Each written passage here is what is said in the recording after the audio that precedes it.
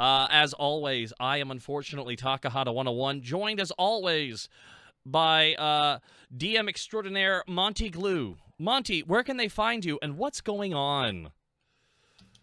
I don't know what's going on in this moment, but you can find me at Monty Glue on Twitter. You can also find me at twitch.tv/MontyGlue, where Monster Hunter has taken over my life. So my streams tomorrow will be Monster Hunter.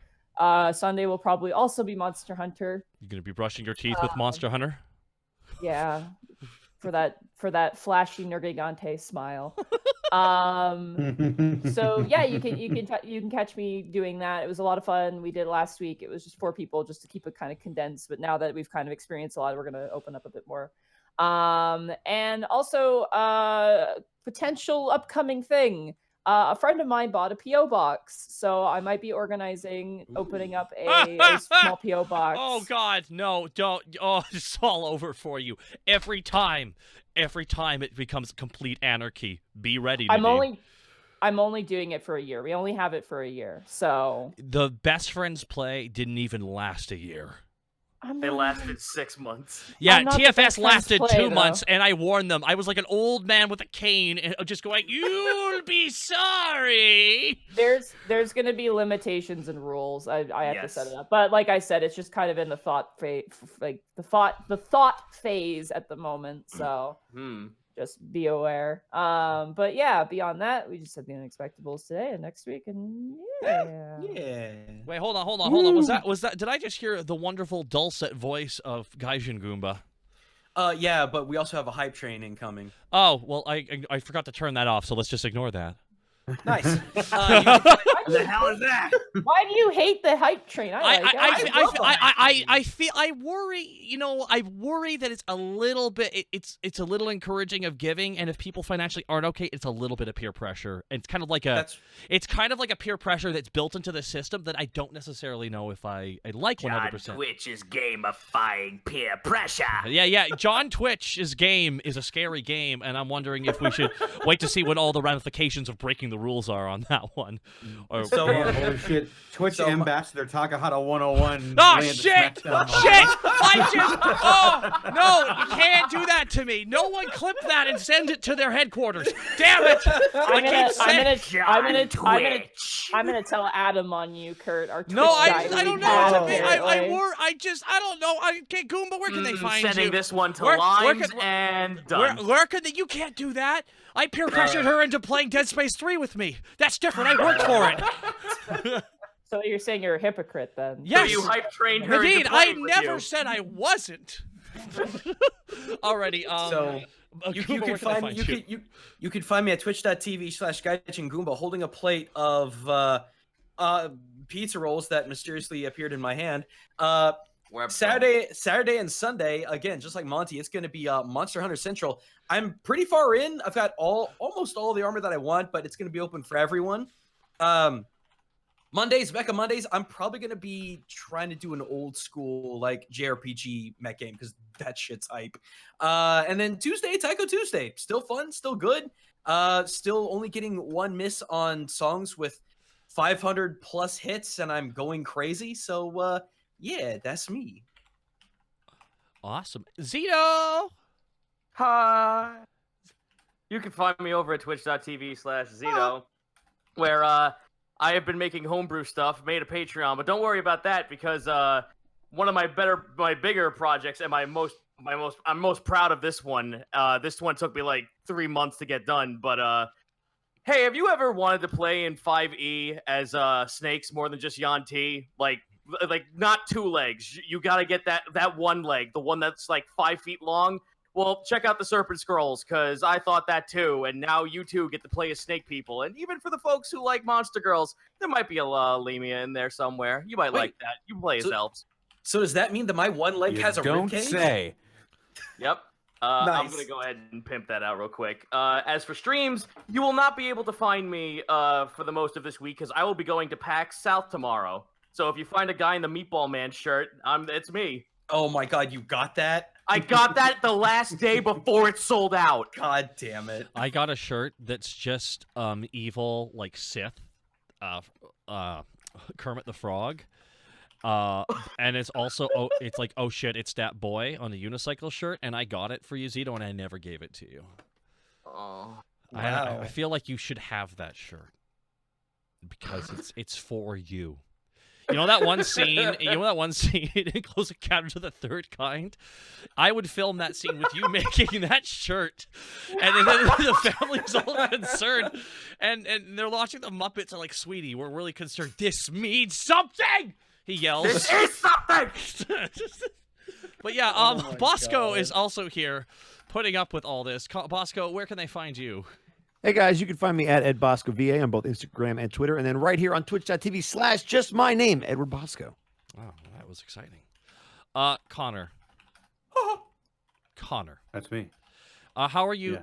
Now, we actually, real fast, everybody, there's a really important day is happening this week. It's even more important than someone's belated birthday, Distortion Devil. Happy birthday, man. Yeah, that's me. Yeah, that's you. This Saturday will be the last stream for Connor to play The Witcher as he's about to finish up Blood and Wine. Yeah. Everyone just Blood and Wine. F's out, guys, because it's literally all done. They're done now. They're done. They're like, we're good. F to The Witcher. It's I was about to say, fucking over. when's the Let's Play of the Netflix show? I would get in Do you serious remember? trouble. Do you guys remember the days of Xbox having achievements for watching TV? Hell, Oh my yes. God. They just F's in chat, but yeah, The Witcher's all over for Connor. But Connor, what else is going on for you? Once The Witcher is done on Saturday, I'll be holding a poll to see what series I play through next, and I've got quite a few interesting ones on there. We'll see how the poll goes, but that's on Saturday. Tuesdays and Thursdays are my workout days on Ring Fit Adventure. I usually only stream for about an hour, but those have been going pretty good so far. Friday is Friday Funhouse, where I play a lot of party games, such as Jackbox Party Pack or Tabletop Simulator with my friends. And Sunday is where I go ahead and play. I play at God and make D&D homebrew. Wait, Connor, no Monster Hunter? I do Monster Hunter as well. Okay. That's- Well, Just making sure. I don't add that. He doesn't add that he's breathing during the week. Is Come the on, sky it's like, blue, Gaijin? I plan to eat food. I mean, you can all hear me when I'm breathing, so. Just Trust me, you'll know Connor's playing Monster Hunter when you set up fucking barrel bombs. You just hear scream off into the distance, slowly get louder. that must be something only someone who plays the game would understand. You Trust should. me, it's a Yeah, good series. let's make that series have a thing. Everyone holds Taka's hand through Monster Hunter. They've got overpowered weapons to let you get through the main game. Yeah, pretty but do they have toddler harnesses yet? Because that's important. That's basic. They actually encourage. The game encourages you to hold someone's hand so they learn shit. I don't know. The monster's scary. All right, there's a lot of people we got to thank here. Did we get everybody?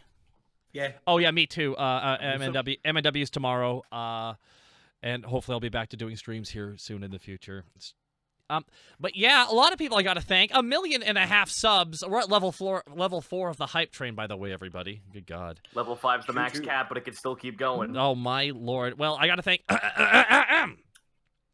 Zeko550, Jerpy Doogie, Platinum Raven, Z-Man Stardust, Bat Turtle 123, Six Tails, Iggy Hitokage, Bloodthorn Blade, Fusebox 08, Miss Tweetums, Rook Alec, Chalem Faragi's Mom, Easy Tail 30, Antares 4, Constable Mutton, Kemp Fur 97, 10,000 Armored Bees, Warfay, Scam Man 93, Dazzable 123, Skibro 836, Script Daddy. Thank you so much for gifting that sub as well. Bud the Spud 32226, as well. Dreadlord 134, Bag of Holding, Roy Flamaku 3542, as well. Cartoon Kitsune, Captain Actually, Gino Kaze, Wins Matrix, Crazy Claw, the Emperor of Penguin Kind, I Bloody Demon, Big Art 61991, the Bagel 14, the Kaleidoscope. Script Daddy getting us up to 1, Darko Draco Forathic, as well. Dreadlord Bedrock, Misfit Stopper, Mech God, Cobalt Lucario, Megasrar, Rotoryu, Bernie Cinders, Gamaliel gifting 5 subs to the community, Nata Chromu, Cup of Squid, thank you all for the subs. Gamaliel, thank you again for the 5 subs gifted to the community. And now we're going to get through the bits here as well. Cup of Squid's a great name. Holy shit. Oh, there's some great names. Random Man gifting, what the heck? Is that 10 subs? That's 10 subs from Random Man. Everyone thank Random Man for that kind gift. Crimson Salamander, thank you for the bits. Craig B, 1992, thank you for the bits. Awesome Lincoln Samurai, thank you for the bits as well. Zane 250 with 1,000 bits. Hey, Bosco, I just signed up for voice acting workshop. Also, Taka, can you give me a Go Beyond Plus Ultra as Borky? Ooh, at the end, maybe. Go Beyond Plus Ultra. Actually, you know what? The mic can't pick it up. The mic, we'd have to get a mic guy to lower the audio. Lugalot with 1,000 bits. Watch out, Taka. Twitch police are on the way. That's it. It's just a warning. All right, guys. Everyone, put the drinks behind your back. Open up. Everyone, hey, officer. I thought you said you didn't want to come around here again. Put your hands where I can see them. They're right here, officer. An open gesture and wanting a hug. Think I'm doing this whole thing while on cocaine. Da-da-da-da. All right, Mr. Insecure with 500 bits. Hey, everyone, longtime fan. Thanks for bringing joy every single week. Except when you take off, of course. That's guilty. Shadowy Sphinx with 1,000 bits watching Unexpectables in the best way, eating chocolate lava cake kisses out of a skull, a.k.a. the best Hershey kisses. Ooh, that is, you know what that is? That is treat yourself with using the skulls of your enemies. That is a big treat yourself day. Shadowy Sphinx, enjoy it. Blackfoot Ferret with elite bits. Hype Train boost. 1,337 bits from Blackfoot Ferret. Thank you so much. Alucard 790 with a 2,000 bits. Hey guys, have an awesome time. See you in the archives. My game I was hosting, my team at level 9 killed the Kraken. Alucard 790, I can't believe you destroyed something that Liam Neeson released. It hurts, but that's okay. Pyrotherian, 2,500 bits, started rewatching the campaign last week, and I feel like I'm falling in love with the campaign all over again. Pyrotherian, thank you so freaking much for the 2,500 bits and the very kind words. Script Daddy gifted a sub to Zito, by the way. Samx12, thank you. Empul, thank you for the bits as well. I would like to thank Defective Sheep for the 1,000 bits. Another point in my defense, Connor. The Goron Blood Hunter had 60 additional HP due to the Were-Tiger. His Were-Tiger form had resistance to non-magic slashing, and I am hot garbage with a fighter regardless of level. All right, well, that was all RPG stuff, I'm assuming. I'm getting old. Level 5 on the hype train, by the way. We've all achieved it, guys. Congratulations.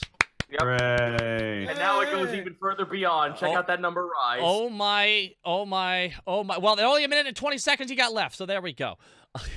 Blackwing Hellkite, thank you for the 1,000 bits out of nowhere. Greatly appreciate that. Gamaliel, thank you again for the very kind 5 subs. Random Man, thank you as well for the 10 subs. Super Blue Hedgehog with a 1,006 bits. Oh, turn your scouter upside down, man. Here's to the great session. Get those last You Go Lost. You Go Loth, go Loth, go Loth. Thank you so much, Super Blue Hedgehog. Can't wait for your movie. Gently Senpai, thank you for the bits. Serenade of the Eclipse with 1,110 bits. I swear by the end of this session, someone in this party had better grab Stended by his head and shove it so far up his ass that he goes blind from the stomach acid. Ooh. I'll never be able to know it was us. Exactly. The man's always had his head up his ass, sir. Puppet Fan, thank you for the sub. Scurry Rash 2, thank you for the sub. The Paper Bear with 1,000 bits. Thank you so much for everything that you guys do. I just went through a really tough breakup, and you guys helped. 1,000 bits. Well, we're glad that we could make something that could help you smile. Defective Sheep with the 5 subs gifted to the community. Thank you so much to Defective Sheep. Trainer Shoshiro with the 510 bits. What do you call making robot angels? Metatronics. All right. Nefasta Fox, Pika Fan 003, Asen Venomed, Clown Captain, Meatbag 187, RG Home Thunder King 8, Frugal Man, Keyblade Forger 96. Thank you all for the subs. Defective Sheep with 3,000 bits. All hail the new Bit Boss. Defective Sheep with 3,000 Bit Bomb has taken the throne. Cosmosis, Crazy Tail. Thank you for the bits. Sam Dam Gocham.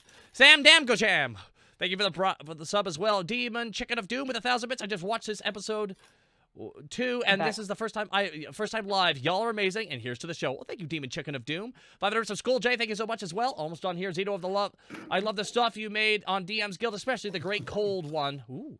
And Glacerius and Cookie Crumbler. Thank you so much. Faye Raven, thank you for the 500 bits. Out the gate. Have a good session, you guys. Because cliffhanger from last week. Why, Monty? Why? And Darkened Path with a sub. Thank you so much. I think that is it from me. Anything else we need to add? We're good to go. Tara Kazan, thank you so much. All right, let's go. When last we left our heroes, Panic the Tiefling Bard, Greckles the Kenku Rogue, Task the Kobold Ranger, Remy the Kenku Fighter, and Borky the Orc Barbarian, the party continued their investigation of the Yugoloth incursion in the city of Alavast. After tangling with a Hydroloth in the plumbing of the Romantian and dealing with some stubborn relatives from the realm of Discord, the party set to rest for a little while in the Romantian room that was provided to them by Zeus. Investigating a scrying mirror found in the Hydroloth's lair, the party was discovered by an Arcanoloth who threatened the party and broke the mirror. Concerned for their friends, the party set out back to their tavern to collect their companions and protect them using an anti-scrying Livrosia statue. Meanwhile, Remy and Greckles set out to find Meryl, one of the employees who had left to go home. As Task, Forky, Panic, and Kay collected the Sweet Dragon employees for an impromptu staff meeting, Remy and Greckles made a concerning discovery. Stendon, who was deemed suspicious, was walking with Meryl near the city exit gate. Stendon, having noticed the Kenku aloft the griffin, snuck in a sly grin in their direction. Before you jump in, I think we need to cut to the most important story, which is getting the actual statue out of the bag. I felt like we didn't hover on that enough last session. No, you guys had a sequence where you guys did that. I'm joking, Nadine. I'm saying it went on very long. Okay. No, this was a joke. It was very convincingly done, though. So, back at the Sweet Dragon. We're still getting the statue out. Yeah. I have to ask, who are you getting in this room in terms of your employees? Let's get those with combat prowess first. You want to pull your guards? You want to bring your guards in? Then no one can guard the place. Okay. If you want to pull in your guards, you can. Would mean we can have interim guard Waffles on duty. It doesn't last very long. Waffles is not a long lasting. All it needs to do is make noise. That's really all we need it for. All we need to do is say Waffles. Well, you need to grab it and throw it up in the air to activate it, and then only stays active for a short amount of time. That's what you do with Pokemon. I'll relay to one of the non-guard employees that if there is trouble, grab the owlbear rug, throw it up in the air, and say Waffles. Okay, who do you designate that to? Scarbles, obviously. Okay, so Scarbles is going to be in charge of that. Truthfully, you joke, but I'm like, no, let Scarbles do the thing that could be dangerous. That's good. It's important. You live every day like it's your last, guys. That goes for our NPCs too. All right. That are called so Scarbles. Neurogin is pulled up from the guard position. Lewistrog is gone. You don't know where Lewistrog is gone, but he is missing at the moment. You load everybody up into, I'm assuming, Panic's room. Yeah. Because that's where the statue is.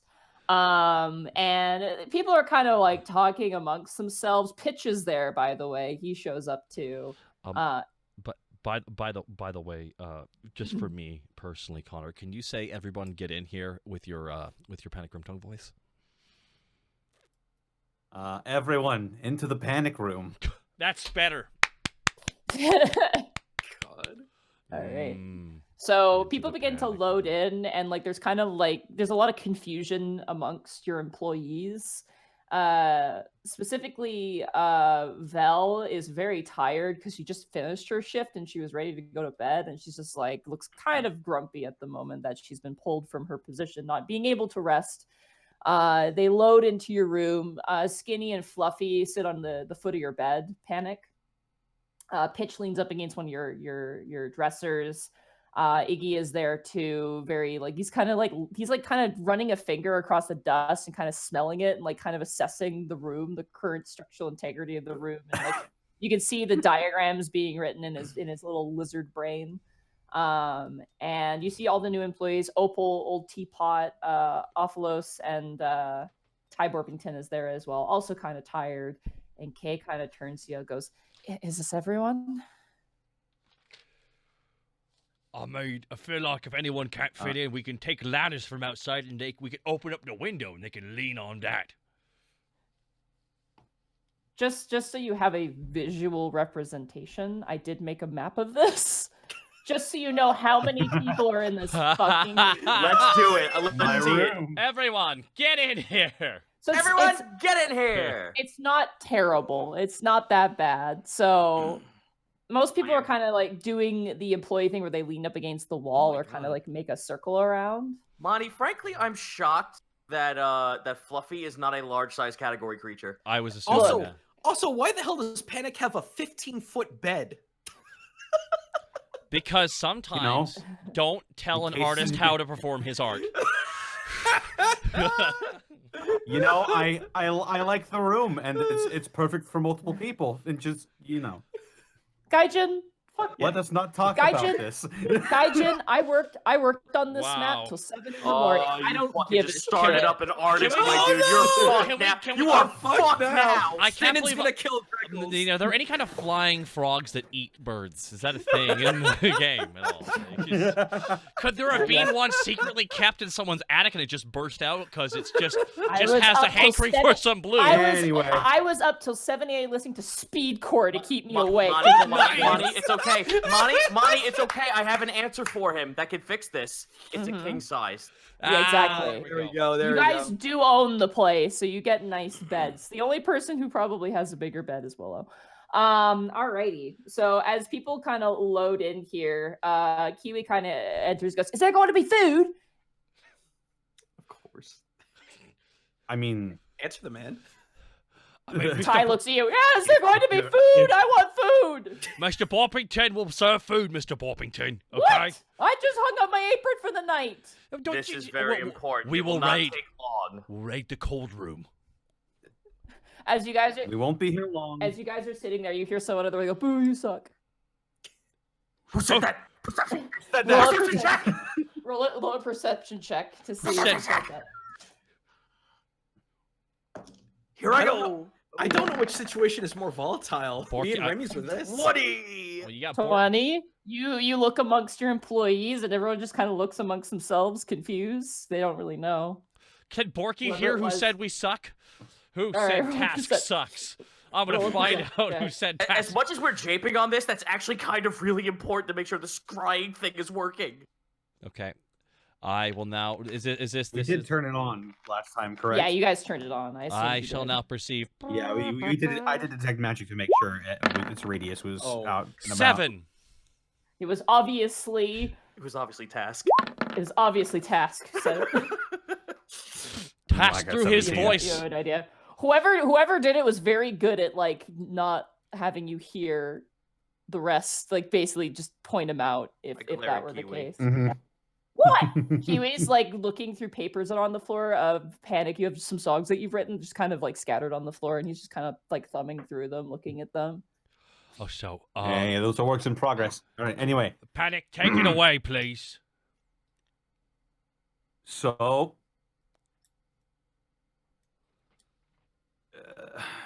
this doesn't leave this room. Borky kicks the door closed There. with his back All right, foot. you close the door. Bang! I'd like to punctuate that sentence.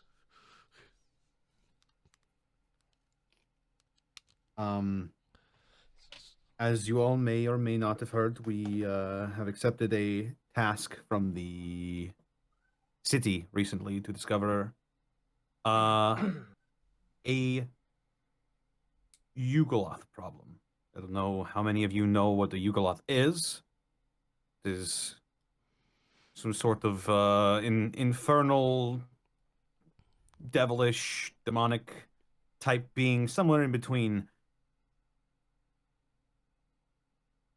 We have defeated a few of them, but there seems to be another. This one is dangerous. This one is intelligent and apparently has a lot of information, not just about us, but also about all of you. Except for the new employees. There's kind of a mumble between everybody, and they're kind of talking to each other. Some of them actually do know what a Yugoloth is, specifically Enceladus, who obviously showed you the book. He's just kind of like nodding, like, "Oh yeah, I totally know all this." Vel is like scratching her head because she suffers from a condition called being a barbarian. It's a curse. It truly is. Irate. Helga's kind of like sitting sideways on a chair with like her arm kind of rested on the top of the chair, just kind of like narrow-eyed and searching, like kind of looking at you, just kind of gauging and assessing. And Helga kind of looks and goes, "How much danger are we currently in?" The creature was only able to give us at least a name on most of you. She kind of looks at everybody else. I believe they were just trying to intimidate us. If they wanted to truly scare me, they would have said my name proper. They did not. Suffice to say, the intent of this very powerful force is to unnerve us. Clearly, they wouldn't do that without knowing we'd react to the information, so we decided to be upfront and honest with all of you, because, damn it, you're a really crazy group of guys, and I love you. I think we all do. And that's... By the way, I still have Detect Magic active. Mm-hmm. Is Detect Magic a divination spell? It is not. What? Hang on. What? Wait, I'm gonna double check. Okay. Detect Magic. It says Conjuration for some reason. Roll20. Detect Magic is a divination spell. Yeah, it's divination. That will not exceed the barrier that is created by the Liversia statue. You can see the barrier created by it, but it cannot go through it. It's basically like a shell, more or less. So you can. I gotcha. It's active inside the room. It's like a scrying force field. It really sounds like. More or less, yeah. So you can see a bunch of trinkets on Iggy at the moment. And one thing you've never noticed was Naragan's sword is actually glowing like fucking crazy. Ooh. And the magic of that one is it's definitely divine radiant. As you look up, try to go look past, like go up to the wall and try and look past, it just blocks you. You can't seem to go through it. So it seems to be like just a shell, outer shell that prevents divination from coming in or out, but like you can still permeate within, or you can permeate with outside. So, like a bubble. Another question. While the door was open, did the bubble seem to exceed the limitations of the room? No, it was kind of a radius, but it did fill the walls, and then it kind of came out a little bit outside, but not by very much. It's meant to really fill up a Romantian room, so it doesn't exceed more than that space. Okay. Be that as it may. Also, this room, just reiterating one last thing. This room is silenced to the outside, so if there was something happening outside, people listening in, nobody would be able to hear it. Yeah, it's basically has a silence. That's turn off and onable, because that's the thing that Willow made. Which, by the way, Willow is not here. You notice that. And Log is not here either. Oh. But you know that they have their own living quarters, and they're also Log's probably fine. Like Log's, he might not even be home. But he might even be on this plane of existence. I fucking know, he's Log. But yes, no. The moment Borky closes the door, that field kind of gets pulled in as well, and the ends at the door at that point.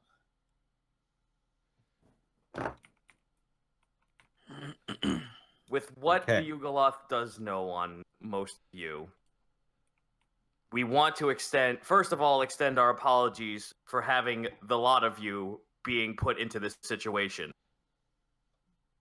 I would not think any less of anyone in this room if they feel that this is too dangerous for themselves, that they would like to relieve themselves of duties. What? You watch his tie just opens his mouth like a receptacle bin, like opens like up. What? He's like, we love it here. Are you kidding me? And Skinny kind of crosses his legs. He goes, yeah, Han, working here is great. So what if there's a bit of an occupational hazard? Needs working elsewhere. And Kiwi kind of looks up. I've been in jail multiple times, so being in a job is pretty great. Well, I guess we're all sharing then. Does anybody else have any thoughts on the situation? You begin to hear a noise from underneath your bed, Panic. There's kind of like this weird knocking noise, and you watch as Skinny and Fluffy have to like get up off the bed. And you watch as scrambling from underneath your bed from a tiny hole comes Scarbles. What? With a pickaxe and miner soot. We're gonna cap this vein. She comes scrambling out on all fours, wide-eyed. Hello. Nice of you to join us. Have you always had the tunnel to my room? She starts grabbing the blankets off of your bed and runs over between your feet over to the door and starts throwing the bedding towards it. Get a fucking chair! She yells as she starts like grabbing shit and knocking it up against the door. She seems very frazzled at the moment. Get a chair! Is there a chair what nearby? What did you do? Is there a chair? Yeah, there's a chair that Helga's sitting on. I pulled the chair out from underneath Helga. As you do, Helga's still sitting like she's hovering there, and then slowly stands She wasn't up. sitting at all. Oh no, she was Sakamotoing this whole time. She was doing isometric exercise. She wasn't sitting at all. Damn, every moment she's training. It's true. Borky grabs the chair. What do I do with the chair, Scarbles? Put it against the door! Why? Borky shoves... Borky uses it underneath the doorknob. Ah! There's something bleeding into the tavern. Fuck what? The what? Hang on. What? I'll I still have to okay, so if I opened my window and leaned out, would I exceed past the barrier? I would say if you were to open the door now, which you'd have to move all the blockades at this point. Open the window. The window. You'd have yes. The window you can't open, yes. Which you'd have to move. Old teapot, and there's your window right there. Sorry, old teapot. Your window's there. Poking at fucking everyone. So your window is there. You open up the window and you stick your head out. Yeah, I'm gonna look down at the lower level to see what the hell is going on. Roll a perception check for me. Oh. Nah. Yeah. There was a natural 20 on the other side. As you look down, you don't see anything. You have detect magic on though, right? Yes. Could you click that spell just to see what the limitations on it is, just so we know? Yes, and I have changed it to be divination because it was conjuration for some reason. Oh, weird. For the duration, I sense the presence of magic within 30 feet of me. If you sense magic in this way, you can use your action to see a faint aura around any visible creature or object in the area that bears magic and learn its school of magic, if any. Unfortunately, you can't see through the floor, so you don't see anything that would be underneath you at the moment because this is a pretty thick, well-built building. So as you look down... 3 feet of wood? 3 feet of wood, yeah. This is wood flooring and stone. You know, there's stone underneath this floor. The majority of this construction is stone and wood, so... I can't see anything, so I'll close the window, I'll lock it. Okay. If it does indeed have locks on it. It does have locks on it, yeah. Hey, Monty.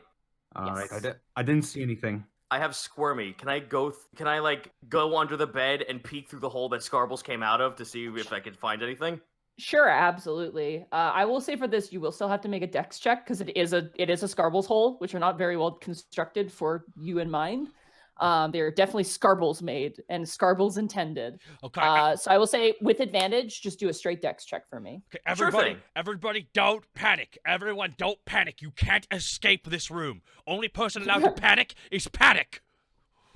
Did it roll? Oh, there it goes. There it goes. 20. As you... Oh, yeah, with advantage. Yeah, so you squirm down and you manage... It actually ends up coming out in the kitchen near where there's a water pump, essentially.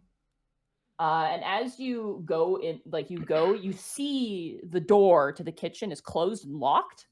And you see that creeping through is just black darkness that is slowly, almost caressing the corners underneath the door.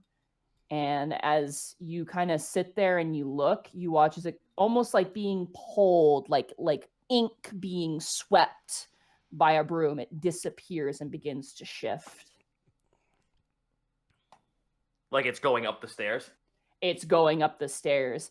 And at this point, the rest of you, as you're up, begin to see almost creeping like ink and water, this black darkness begin to creep from underneath the blockades and your door as Scarbles begins to back up. Okay. I would like everybody here to roll initiative for me. Okay. I have a question. How long has it been since we hydro off? You guys did get a short rest, so you may consider a short rest. So if you guys want to use any hit die to heal yourself or utilize anything, yes, that please. That only use. Quick question, and that's only for them, correct? Okay. That is for all of you. So technically, this happened in retrospect. So you should have done that, but we didn't do it because I was trying to. We had to finish. Unfortunately, we had time Okay. Real quick, Nadine. Just so you know, I haven't done hit die very many times. I have 7 hit die, so I can use some of those right now. You have 9. You have 9. Oh. You have 9. You have 9d12 that you can roll. So you can roll that plus your Constitution modifier, which I believe for you is 3. Player characters plus 3, I believe. Yeah. So you get to roll a 12 plus 3.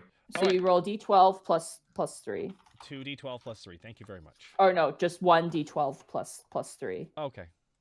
Because you can use it up to 9 times. If you roll a d12, yay! so you got 13.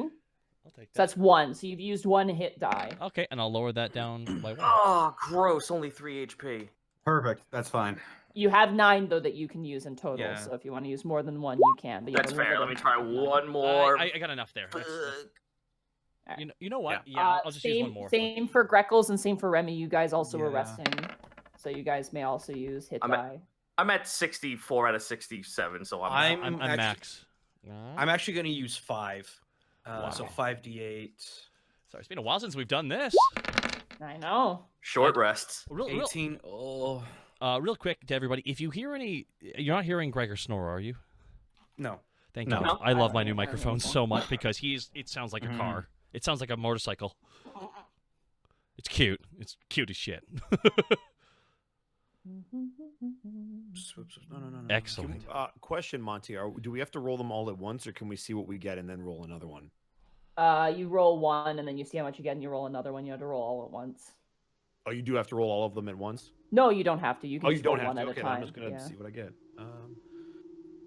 It's you said it's plus your con. Plus your Constitution modifier. Yes. I'm actually going to do 2 more. So that goes to 56. This goes down to 8. Oh, wait. No. Cancel that number. Belay that number. Sorry. Yeah, that was a lot. I was like, That was that's a lot. There we go. That's better. That's better. all right.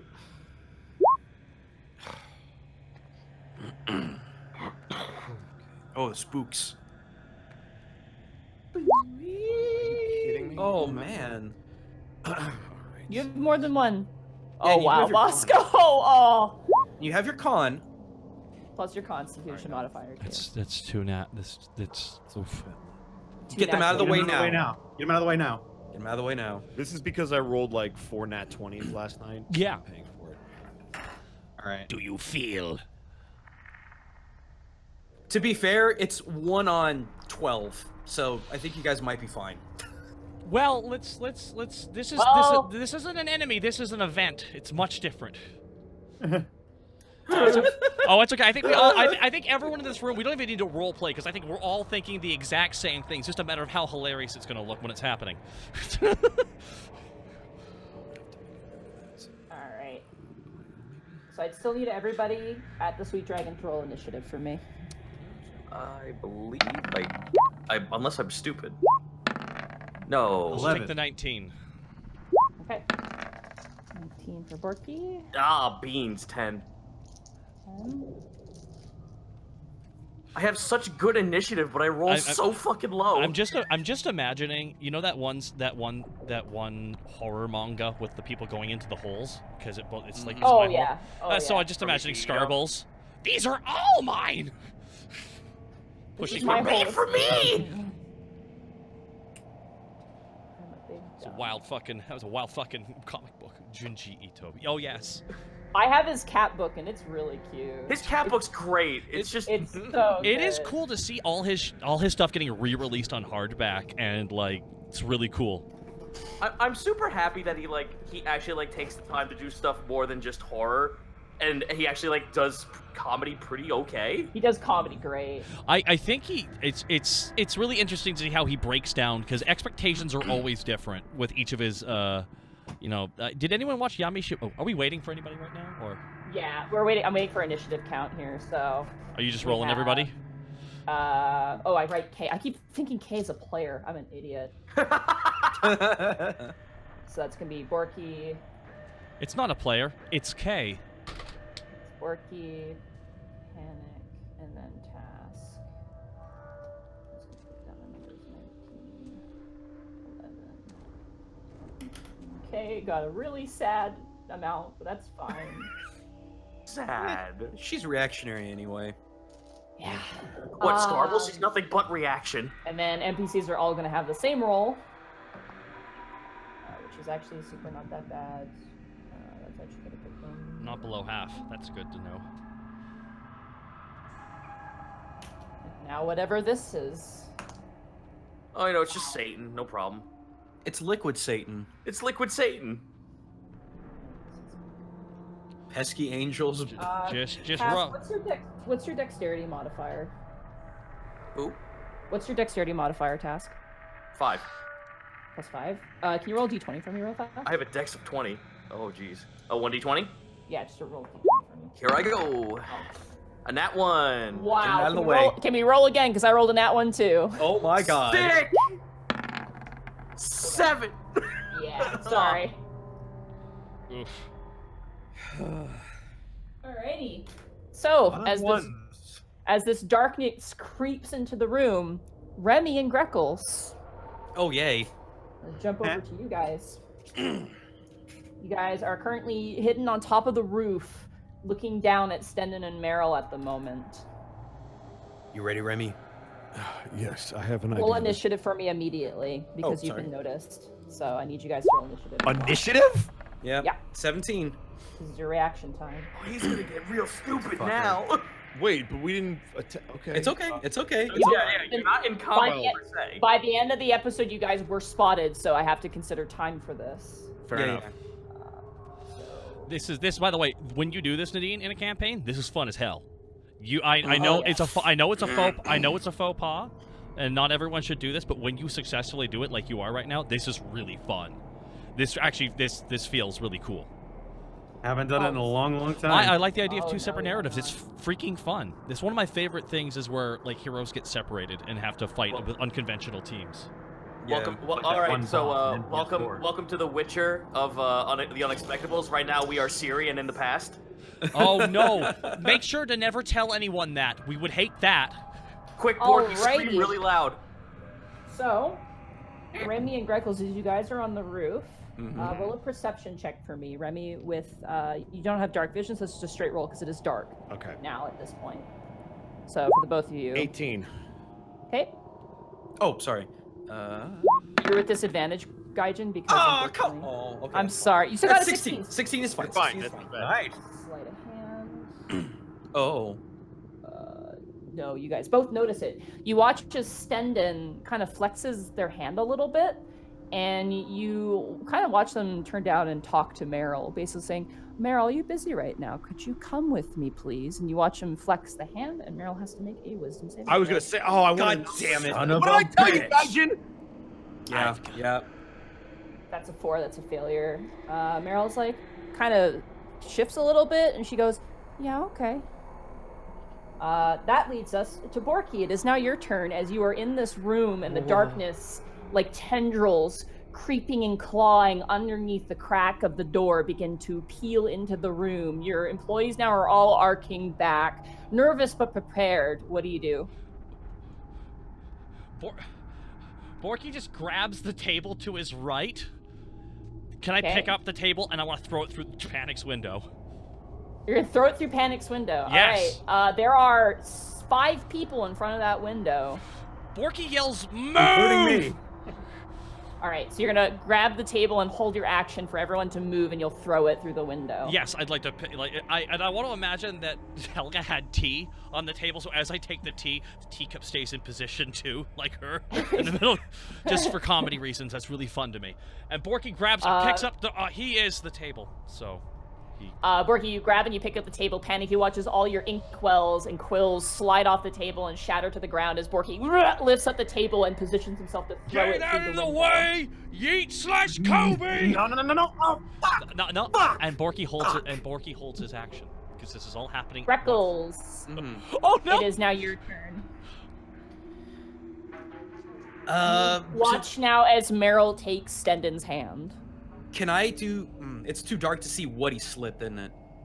Well, you saw Oh, his you hand saw that he flex. cast. That's what we were spotting. You saw him cast a spell. Oh, he cast of some it. kind. Okay. Yeah, that's why I was like, remember what we talked about earlier? That's what I was afraid of. Yeah. Okay. Whatever checks I need to basically get down there. Okay, so you want to dismount on Volo and make your way down the side of the building. I'm saying just acrobatics check for me. Okay. Since you're in a hurry, 21. 21, easy enough. You managed to slide down and get down onto the ground. You're about 30 feet away from where Stendon and Meryl are. And by the way, the entire time you're doing this, Stendon has his eyes on you, trained on you the entire time. It's almost frightening how easy it is for him to see where you are. That's totally fine. I'm gonna wave to him just without any sort of violent intent, anything like that. Just try to say hi to Meryl. Okay. Like, oh, hey Meryl, where you going? It's late.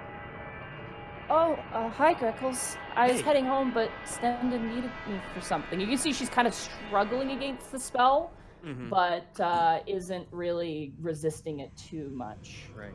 Oh, is that right? Well, Stendon, where are you all going?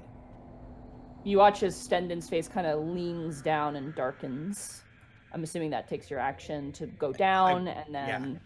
Yeah. Remy, it is now your turn. All right. I would like to fly Volo down very non-threatening to the other side. Since Greco went down one way, I'm going to go down the other way. And I'm just going to land him. I want you to roll a perception check for me with disadvantage. Oh, all right. With disadvantage? Yeah. Is it? Okay. It's not something you'd really pay attention to, but you might notice. Natural 1. Natural 1.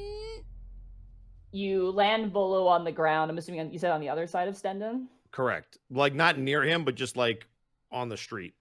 Okay, Volo kind of lands. And at this point, the streets are fairly empty. There's, just drunkards and kind of random people kind of going about their business. But most people tend to lock up at night. Cool. Is it an action to land him? No, it's your movement. Got it. Dismounting will take half your movement, though. Be aware. So, Greckles, you used half your movement to get down. You're 30 feet away. Yeah, that's fine. I'm going to stay on Volo, but he will be turned sideways so that I can see Meryl's seen me before, right? I've seen her around the... Yeah, oh yeah, she's a nice girl. You've seen her before many times.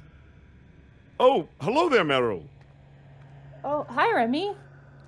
Hello. She leaves a little startled by the giant griffin that's kind of just appeared. I didn't mean to startle you, but I saw that you were, I assume, headed home. I was curious. Have you ever ridden a griffin before? No, I haven't. But, Stendon says I need to go with him, so... Oh, he's more than welcome to come along. Alright. That brings us to the NPC's turn. Meryl... I believe, does she repeat the saving throw again? Wow, no, she cannot. Tell us what spell was cast. Also, by the way, Monty, that I'm going to consider that using my help action to help her break the spell, by the way. Because I'm allowed to do that during combat. She turns to Stendon and she goes, "That sounds like a lot of fun. We should do that." And Stendon is just staring at the both of you. Yes, fun.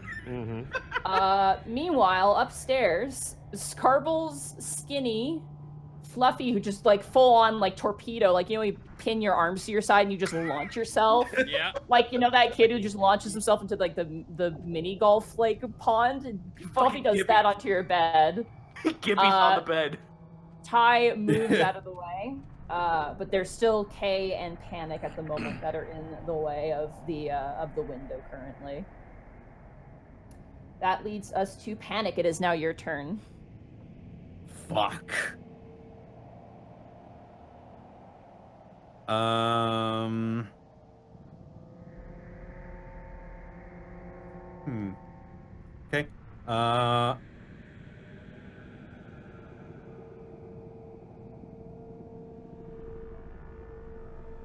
Could I get a general feel of like Scarbles was seriously spooked by something down there, right? Yeah, she was like, Scarbles is naturally kind of anxious, just her nature, but this was like genuine like fear. Like this was like a cat getting hit by water, sort of like desperation to get out. Okay. In that case, it's a bonus action to activate magic items, correct? Depending on what it is. What are you trying to activate? The Orb of Sending. You've already used that to contact Helga. Right. Never mind. In that case, who could use this? I will give.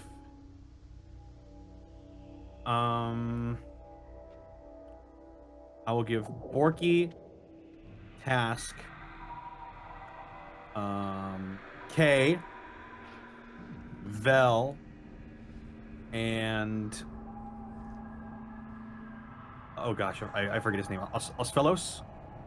Yes. Borky, Task, Kay, Vel, and Osfelos. I'm gonna activate. Borky, Task, use Kay, Vel, and Osfelos. Bonus action, I'm going to activate Mantle of Inspiration. They all gain 8 temporary hit points and can use their reaction to move. Okay.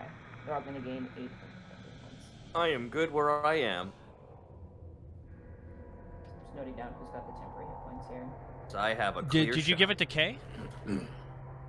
Yes. Yes. Okay. Kay has Yeah. it too. If need be, she can So duck. Kay is going to move out of the way now with that. That triggers my held action. That triggers your held action. So roll a athletics check to throw this fucking table.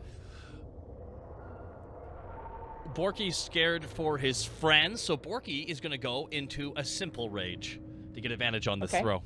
You can't do that. What?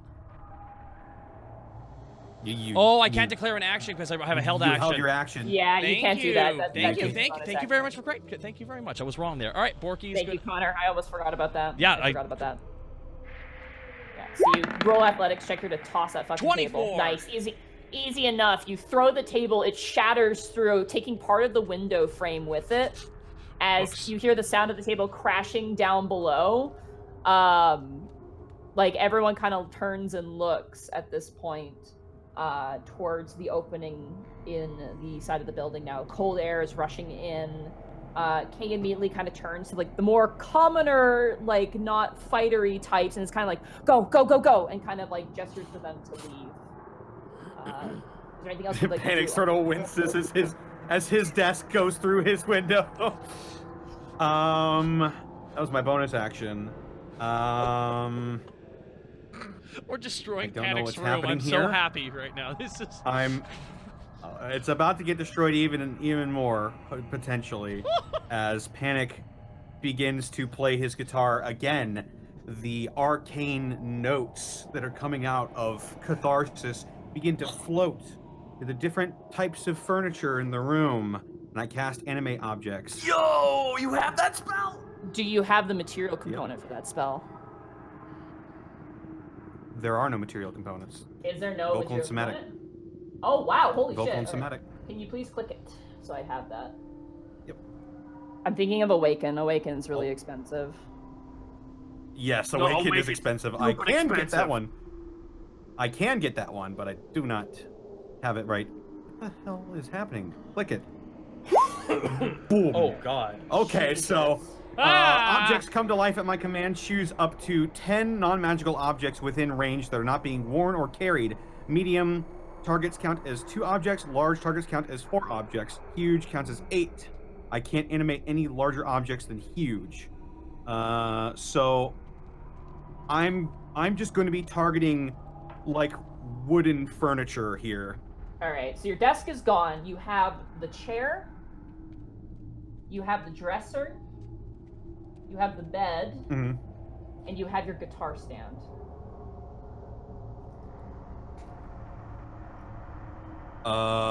Okay, so would all of those equate to 10 objects because I'll animate all of them. So let's see. I just wanted to, I have to read this. I I've can never heard. get.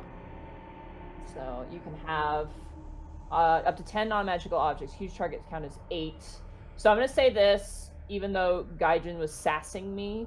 I'm gonna say the rest of the okay. I need 8 to say specifically which size. HP attacks, small, medium, large, huge. Okay, so I'm gonna say the bed is large. Okay. So large is 4. The dresser is also large. So I have to do The That's chair would 8. be medium because it's meant to fit a medium creature. Medium is 2, so that's it. That's it? Okay, and then the guitar stand will stay. It's pretty, not gonna probably be very effective, so. What is their health, then? Their health is their HP. Oh god. You know, this looks a lot better on the actual Roll20 sheet. I will go ahead and get that for you real quick. Ow. Beyond and look it up, and just do that. Roll D20 actually has the list at the ready. Yeah, I'm just gonna take it. Okay, here we go. So the AC of the fucking bed is going to be 18. That's a tanky ass bed. Oh wait, no, sorry, it's Yeah, large. I got you here. The AC is 10 There we go. for the bed. The AC for The chair is 13. and the chair is 13, and then the health. The chair has 40. Everything else has 50. What is the health of these objects? Medium objects are 40. Large is 50. What's up? Yeah, large is 50. 40, 50. All right. Okay. I have them all written down now. This is fun. All right. As the bed comes to life, Fluffy, who is on the bed, is like, just breathing and kind of rolls off of it and kind of shakes to life.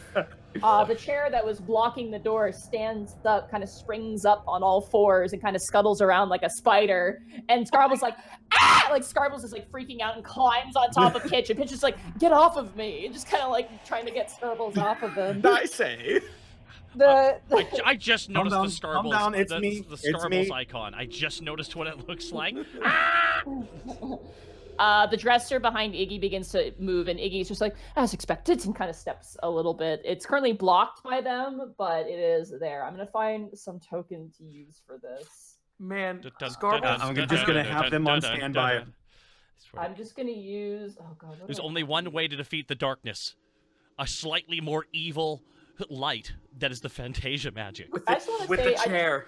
As I'm getting these tokens, I just want to say this. When I was a kid, I was terrified in The Sims that all the furniture was gonna come to life to eat all my Sims. Oh.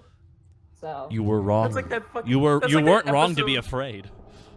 It's like that episode of Futurama where fucking the tentacles come out of the toilet. When I gave up diapers, my parents told me this was the thing that wouldn't happen. Alrighty. Like the piano from Mario 64. Oh, So God. I'm gonna treat these as that they go on your turn because I assume this turn they just show up. Unless it states otherwise. There's a lot here. Yep. As a bonus action, you may command any creature you made with the spell if the creature is within 500 feet of you. Okay, so they will only you defend control themselves multiple unless creatures. you do a command to it. So Yeah. So I'm just keeping them on guard at the moment. okay, sounds good. That ends your turn, I'm assuming. Yes. Okay. Where is my paper? There it is. Oh, I forgot about this. Okay. So. I'm assuming they're all walking. Just imagining the furniture beat down if something breaks down the door. At this point, now. Let's see how much it comes out to. Uh-oh. All of these guys. Uh-oh. Fucking casting fireball. At 10th level. From 10th level doesn't exist. It doesn't exist. Open wide, not your mouth. So Mine ain't no private eye. everyone within that cube is now completely gone and is completely overwhelmed with darkness. As the darkness flows in like water, almost flooding the space. You can't even see your hand directly in front of you. Task, you begin to have a headache. Oh, yeah! You pinch your temples and you kind of bring up your fingers as if something is trying to probe into your mind. And as you wince your eyes shut, you look out to an expanse, a forest landscape with lush trees and birds. And you see slowly over the horizon, consuming it, this endless darkness. And as you shake your head, you look up and you see it now swallowing everybody within. The chair in front of it's going to get attacked. Oh no. Give him the chair. Yo, anyone else see that shit? Alright. So it's going to make 2 attacks. Okay, that's going to be a soft 20. So that's going to hit the chair. Yep. My God, I got the chair. This reminds me of a Skyrim mod I once saw. We can't see it, but we can hear it. Correct? That is You're 20 getting damage. attacked? 20 damage to the chair. Yeah, you don't see anything. You just hear a crashing noise in front of you, and the sea of darkness. That's going to be 21 to hit. Oh God. Okay, that's going to be. This is advanced darkness. Chair is dead. You watch as you hear the sounds of smashing as the chair is just put to splinters. You can hear the sounds of wood creaking. Just imagine like one chair like just slowly rolls out of the darkness, but like it was and it just had a happy face on it. That's just 2 X's on it now. Like an Amazing World of Gumball character. Yeah, dude, our campaign is Amazing World of Gumball. This is what it is. Are these are considered constructs, correct? I'm assuming. They are considered constructs, yes. Okay, then yeah, don't need to roll that. All right, that ends whatever this thing's turn is. Task, you kind of shake yourself from that memory and you kind of bring yourself back as immediately all your employees are now kind of panicking. Like they're very controlled individuals, but in the face of this, it's kind of like, what is happening? What is this? Yep. All right, I'm moving over here. Okay. I'm directly in front of me. Those who can't wield a sword, out the window now! And I am going to fire off a silver arrow with ensnaring strike. Okay. So you have to roll with disadvantage because you don't know what you're shooting at all. That's fine, as long as I hit something, or attempt to. Okay. This is on reaction as well, by the way. This is on Yeah, when I fire this on reaction, I cast the spell.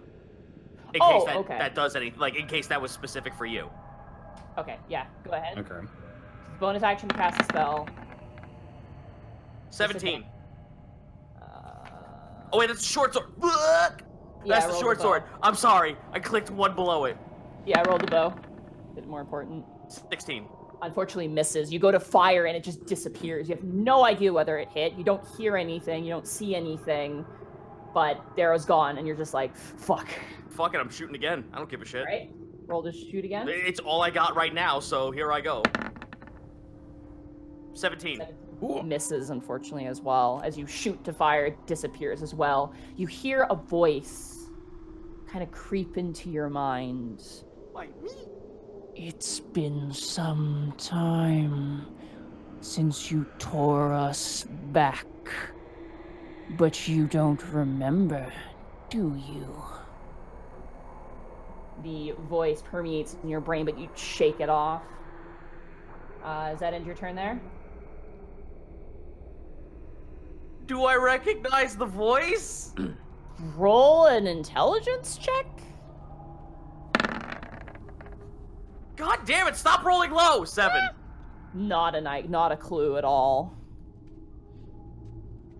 Alrighty, that ends your turn. It is now Kay's turn. Kay. Gonna be Kay. It's gonna be Kay. What is she gonna do? She is pretty spent. You're talking off mic, Nadine. Yeah, I know. I'm looking at her sheet right now. Cast magic missile for the meme. Sorry, new room. Who dis? Oh, right. I think you need to be able to at least see. Yeah, it has to be a cast creature you have to missile. see, and she doesn't see it. She turns to you, Panic, and she asks, "Should I use Dispel Magic? I only have one left."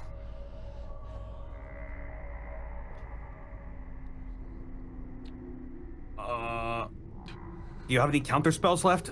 I do, yes. Isn't Panic in the darkness? Can he hear this at all, or? Oh, Save yeah, it you for can still that. hear. I You can still take hear. care of the dark. Okay. Save it for that. I can take care of this. She is then going to cast Mage Armor on herself. Good. Good. So, Mage Armor. Just gonna Good. check that. Good. Oh, wait, I can just hover. I'm so... Where are you, Mage Armor? 13 plus Dexterity mod, so that makes it... Okay, alright, perfect. She casts Mage Armor on herself, and she steps back. Alrighty, that leads us now back to Greckles and Remy as you guys are in the street. The Stendon looks at you and kind of smiles, this creeping smile.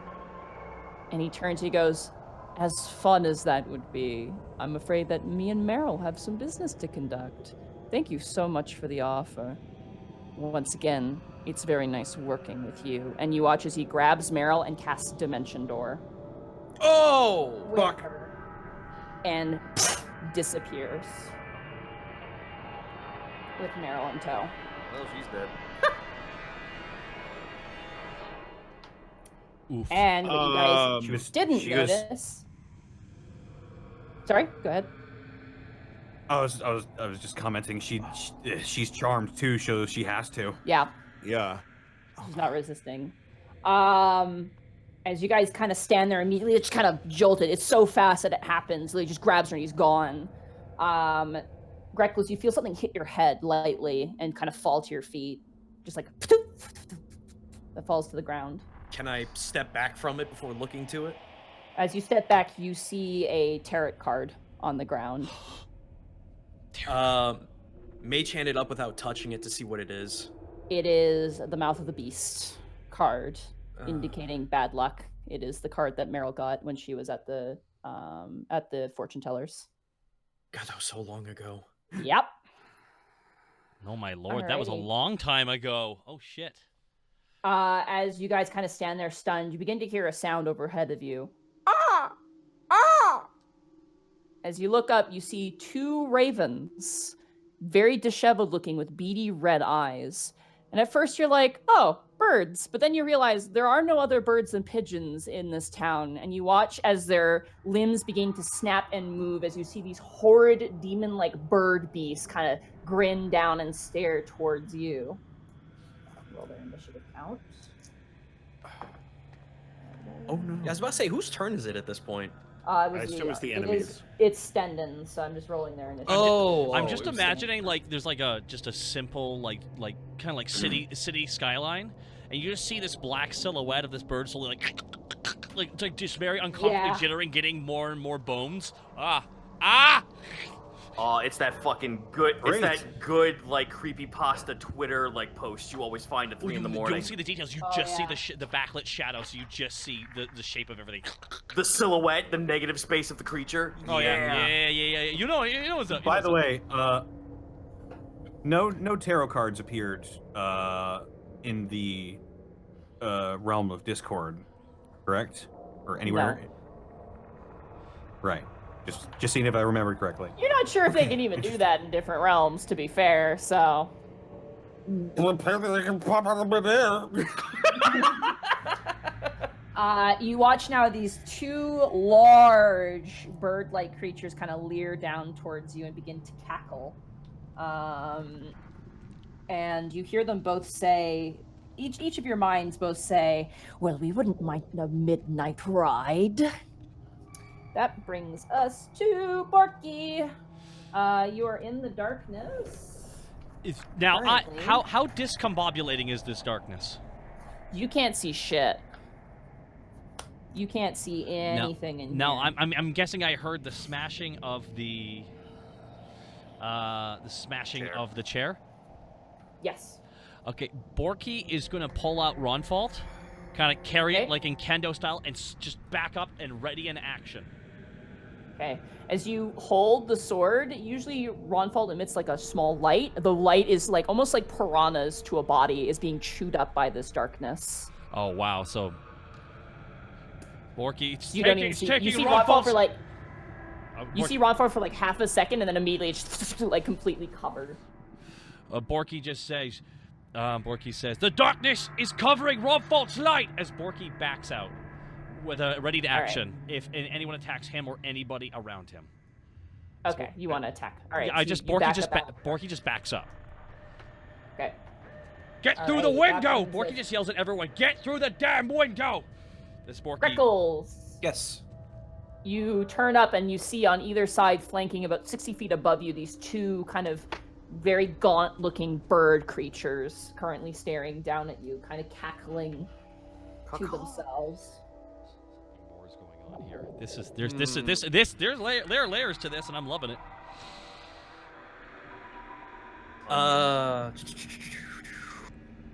Remy, trust me on this one.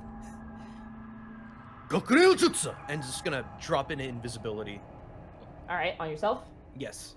Okay, you turn invisible.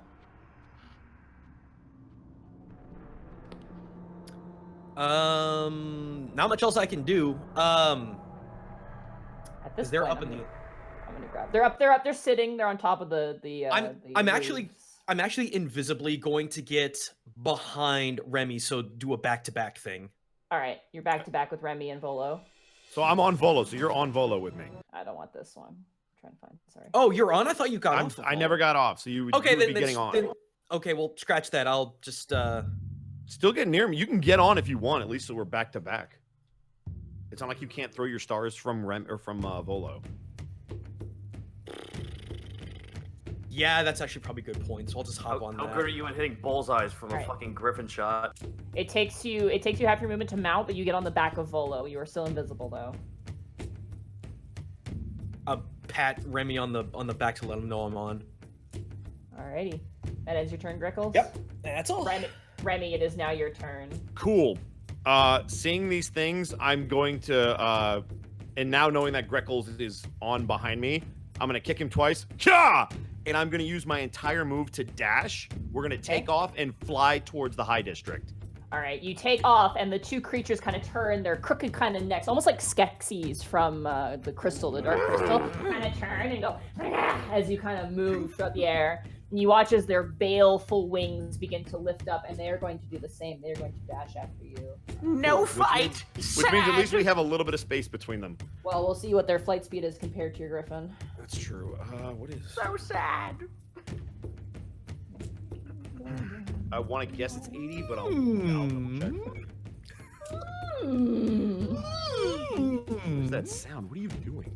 That's the Chamberlain. It's the Chamberlain, bro. Here is Griffon. I thought you were the shopkeeper from Legend of Zelda. So their fly speed is 80, Monty. I double checked it. It is 80. 80, okay. For the Griffin. I don't know what your creatures are, or at least I can't say what your creatures are. So double action, double. So it would be double. That's double or triple.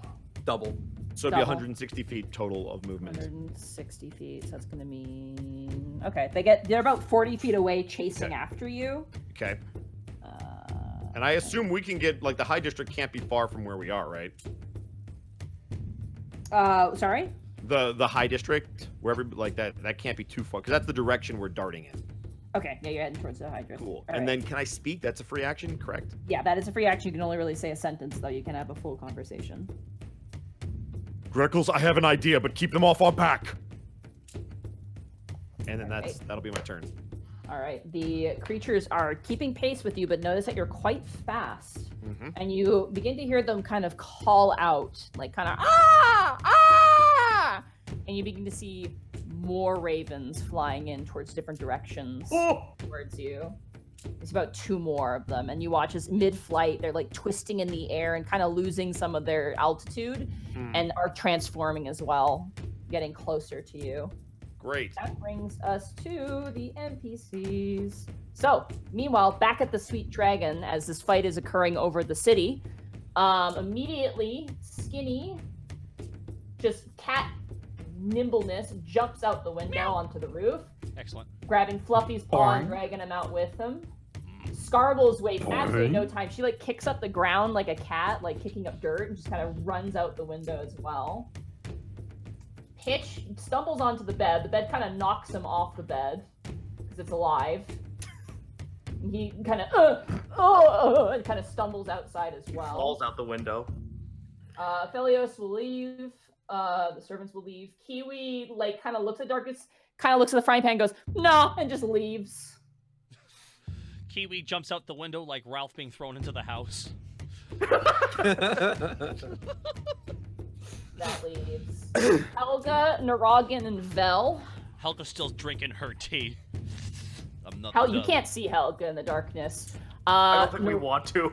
No. We Narogin. can only feel her Ryatsu. Narogin runs around, and he's going to make a knowledge religion check to identify this creature, and he's going to get advantage because it's an opposing force to his faction.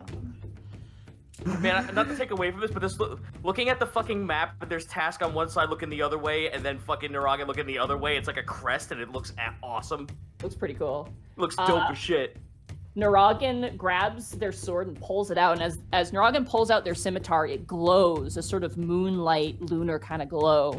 And Narogin's eyes become quite serious and goes, "This is a Tenebrous Demon." He kind of arcs his back up. A Tenebrous Demon. A Tenebrous Demon. All right. Yeah, Do I feel anything in my soul that stinks like Toe and Ma? Sorry?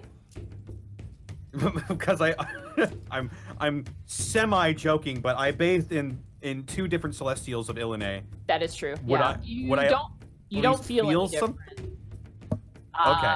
Gotcha. Whatever. Just making sure. Yeah, there's no real difference. The gift was the scrying gem, which you notice is completely swallowed as well. But Narogin kind of sidles up next to you, Bork, and he goes, "Tenebrous demons bask in darkness, specifically the consumption of all light. They also love secrets. They are fearful of the truth and great revelations." Wait, they are? Can I respond to that? Yeah, you can. Like I can play piano? You watch as Narogin kind of taps his forehead and thinks for a second, and he goes, And I'm going to think for a second as a DM to see what he's going to do. Oh, okay. Interesting. Okay. Guys, tell it your crushes now! Oh, no. Who's best girl in Sweet Dragon? Oh, shit. Fuck. Form the council. All the boys in robes. Yeah. A lot of Catholicism style imagery. You watch as Narogin thinks and turns and goes, "Ty Porpington made a cake for my birthday. I told him it was very good, but in fact, I did not like Black Forest cake." And you watch as the darkness begins to slowly recede away towards this creature. That's amazing! What? That's crazy! Panic, as you stand there, you feel yourself begin to see again. As the darkness is sucked back. Okay, guys, we have to defeat Pennywise. It's not actually what he did, but... This is silver! Vel is gonna run around here and she's gonna brandish her axe. And Helga is going to back out of the darkness as well. Just kind of cracking her knuckles. Nope, not getting out of my chair. Well, the chair's been destroyed. No, that's it's a reference to Courage the Cowardly Dog. Oh yeah. Panic, the chair comes to life and she just punches on the way. Panic, it is now your turn. Okay, so Narrogin's turn sort of threw me for a loop. Yeah, no, I went, oh, that changes everything. As a bonus action, I'm going to... So I'm going to say this. To do what Narogin did, we'll take your action or your bonus action of your choice to do it. It's not a free action to speak. It takes an action or a bonus action. Because you have to think of something and then say it, so... Alright, so... I think if we can just shrink the darkness with telling the truth, we don't really have to dispel it. So as a bonus action, I am going to mentally command my desk to go try and fuck this thing shit You up. have the dresser and you have the bed, not the desk. The desk is currently on the street. Yeah, I'll go for the dresser. The dresser shambles in and into the darkness. If it gets pushed out with its throat slit, it's just one of the drawer jars. Throat? Yeah, someone just took a knife down to one of the drawers and just cut it open. Are you designating it to attack or just to stand there? I am designating it to attack. Okay, so it is a large. Oh shit! Drop it. Fuck me. I agree with the chat. It's like it's like Army of Darkness. Quick, push it down into the pit. You hear some slamming noises, but you're not sure what's going on. So you just hear some slamming noises. It does have blind sight. Oh. Well, then that's just a straight roll. It rolled a 5 and a 6, so it still misses with an 11. Oh, good. But you know, you don't know what's going on in there. You just hear slamming noises. So, unfortunately, He's slippery, boss. Oh, I issue the same commands to all if I have multiple, so my bed is also going in. all right, the bed's gonna come in. The problem is there's not enough space for the both of you. So. All right, so the bed's going in. He's waiting in line. He's waiting in line. He's It's gonna so go right big, there. it'll take 2 shots to die.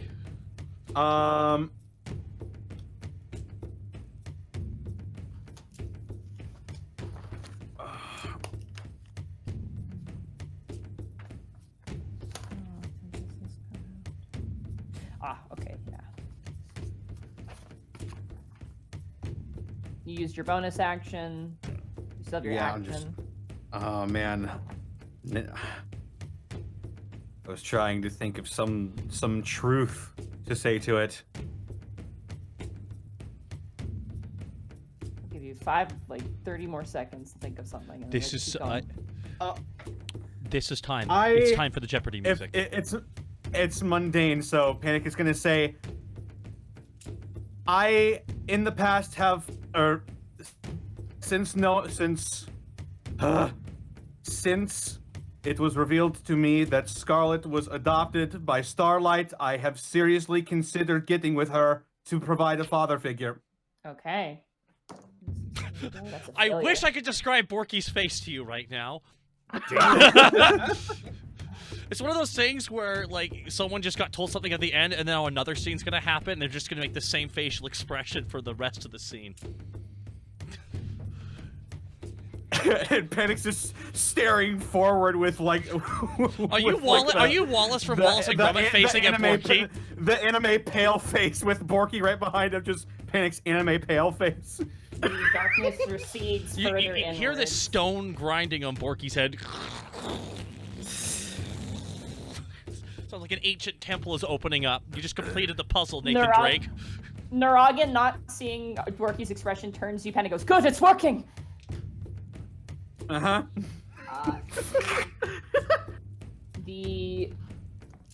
Oh wait, it's a construct. Never mind.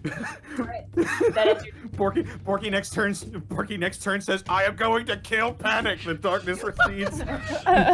Oh no. Okay, all right, this is good. This is good. I got a big dumb smile on my face. I love D&D. This is good. This is good. This is good. This is good. It is now the question mark thing's turn. It's going to start its turn by exceeding its darkness aura out. Start of its turn. Seeing retaliation, so I have to roll and see. What did I roll? Oh yeah. Ooh, that exceeds out 30 now. You watch as the darkness now exceeds out, filling the entire circumference of the room. You watch as almost like in a retaliation, this large darkness circle kind of encompasses all of you. You feel Naragan grab onto your shoulder, Borky, and you panic and goes, "We've angered it, but we're definitely getting the edge on it." And you hear him kind of mutter a prayer under his breath. The table, or no, that was your dresser. It's gonna The table attack reveals its darkest secret. Ooh, that's a natural 1. I'm gonna roll severity. Hey. Wow, very severe. one of the wait. So, what happens? What do you want to happen? I'm just gonna ask you. You seem to have an idea. So, fucking one of the drawers just shoots out into this thing's gut. You do hear a noise in the middle of the hallway. Like it starts inside. Kind of loud. Now, is BR guest playing with hard rock right now, though, in the distance? Because that is an important. We kind of need that. All right. It is going to go for a second attack, though. Actually, roll damage for the dresser. I believe that's like a 2d4 plus something. It was for the dresser. It's a large creature. It is 2d6 plus 1. All right. Roll damage. Beat. Yeah. Our guest. Dude, I imagine the things in my room. When the fucking drawer pops out and hits his stomach, he bows down in pain, and then the other drawer on top hits him in the head. Exactly. Five bludgeoning. All right, 5 bludgeoning is your noise. It's gonna go for a second swing. That is definitely gonna hit. That's a 20. Okay. 26, I think. No, 27. That's 27. It's gonna go. Ooh, Jesus. It's rolling really well. 17 plus 5 is going to be 22 points of damage to the dresser. That's going to be... Alright. You hear a horrible rending noise as you hear the sound of what sounds like the door being ripped off its hinges in the darkness of the space. Okay. That brings us to Task. It is now your turn. Oh, here we go. Oh boy. Are you ready for this one? As Task is going to use his bonus action to say this. I'm going to ready action with my regulars to hit this thing if I see it. Okay. I seek true love with Winter as an escape for abating in the genocide of all other Red Scales with my clan. All right, that's gonna be with disadvantage on his wisdom save. Oh, hot damn! Oh, wow. 2. So I mean, I had a feeling, but it's weird when it's said out loud. You watch as the darkness recedes by 15 feet. Nice. Ready action to fire on this thing. You still cannot see it, but the darkness has definitely been yanked back. You hear this kind of horrible, like, unhuman noise in this pit of darkness. Oh man, I got dumb look on my face. I can't believe you said that. I can't believe you both have said that because goddamn, if this ain't okay. All right. All right, Borky, your love interest. No, go. you joke. Anyway, go. I'm not joking. Yeah, it's survival of the fittest, big guy. This is. Was that your bonus action or your action? My action is to hold action to fire on this thing. Alrighty, it is now Kay's turn. If only Greckles Kay was there. is like sweating in place. And she just kind of puts her head in her hands and goes, I had sex with Zeus. And Woman, we already knew that, but good work. Oh, nice. It recedes by... Oh my... By 50! Come on! It explodes on itself!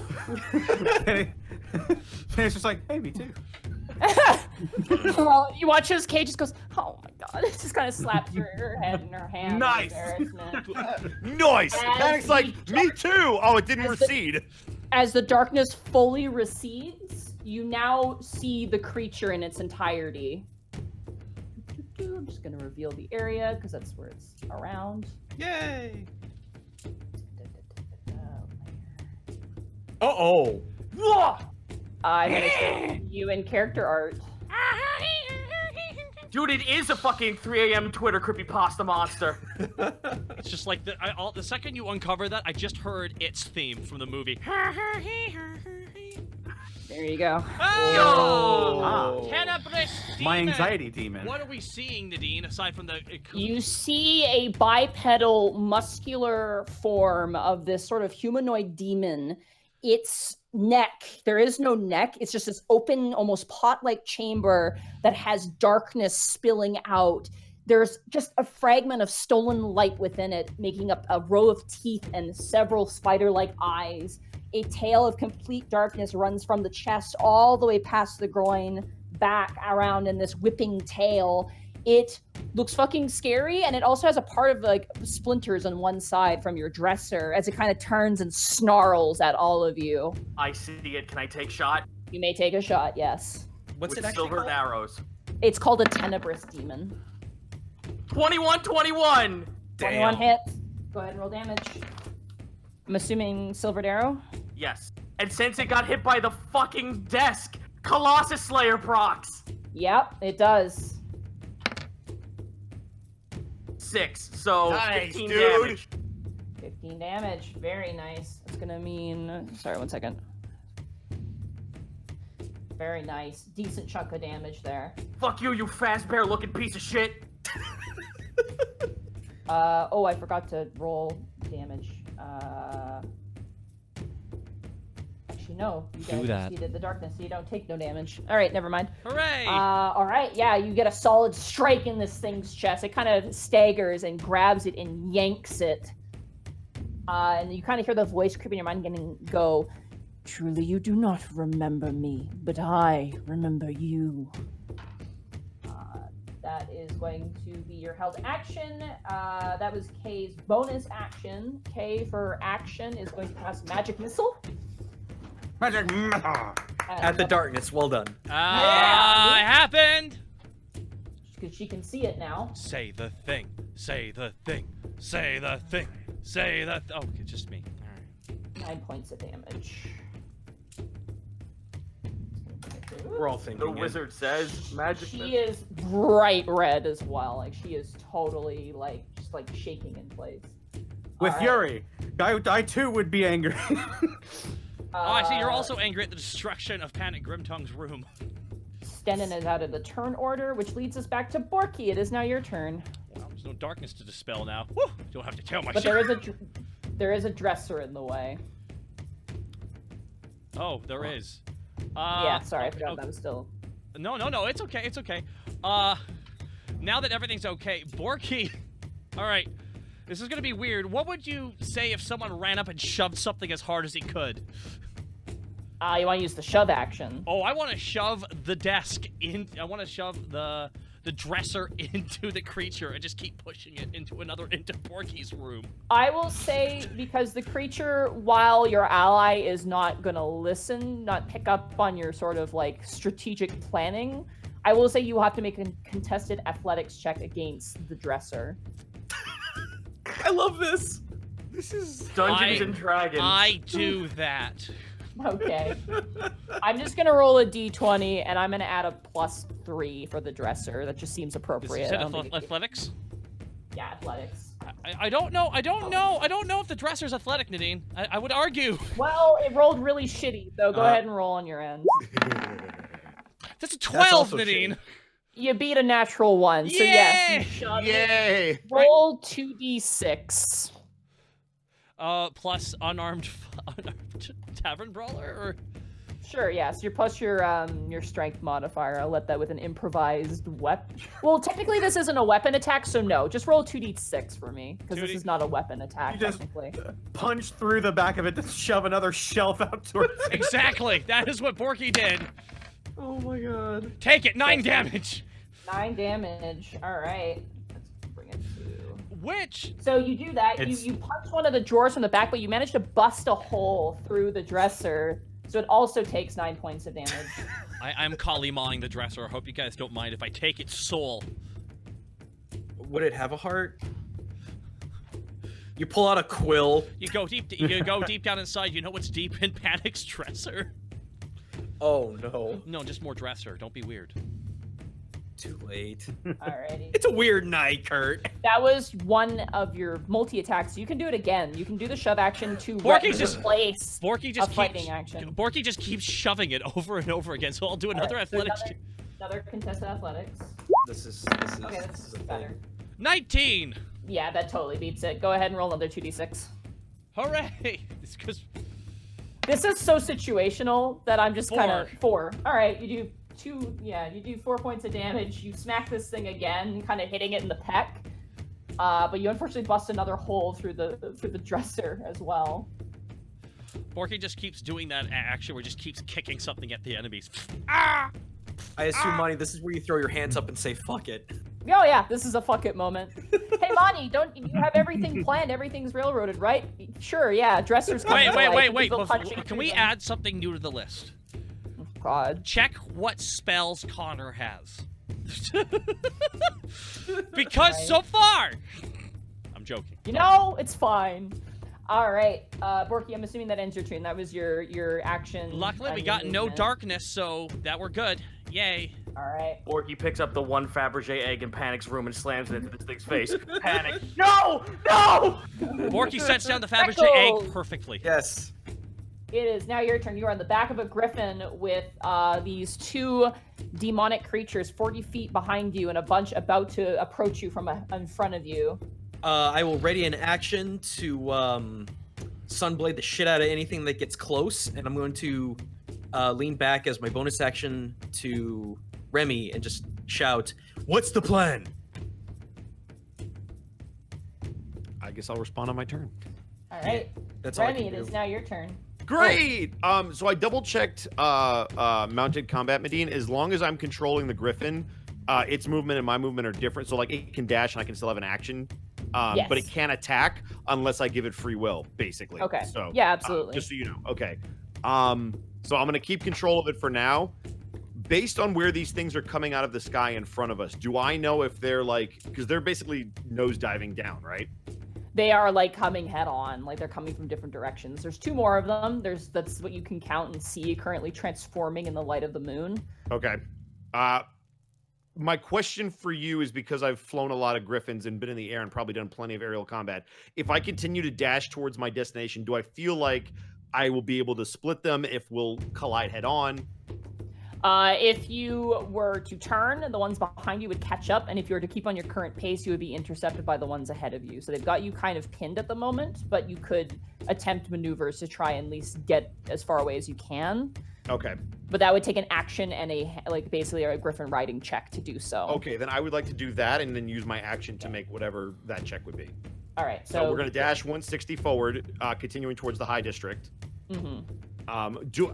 Because it's nighttime, but it's not like super late at night, right? It's like just past dusk. I'd say it's like 8 o'clock, 9 okay, p.m. so at people this are still point. sort of awake doing stuff. Somewhat, yes. Okay. How far are we from the high district after this dash? Just so I have a general idea. Oh God, nowhere close. Oh Jesus. Okay. You were at the edge of the lowest district. Oh Jesus. So you're a ways away. Okay. Oh, that's gonna change my plan just a little bit. All right, so dash, and then you said animal handling or griffin riding rather. Griffin riding, yeah. Okay, cool. That's gonna be a 14. 14. Unless it's with advantage, right. and then it's 21.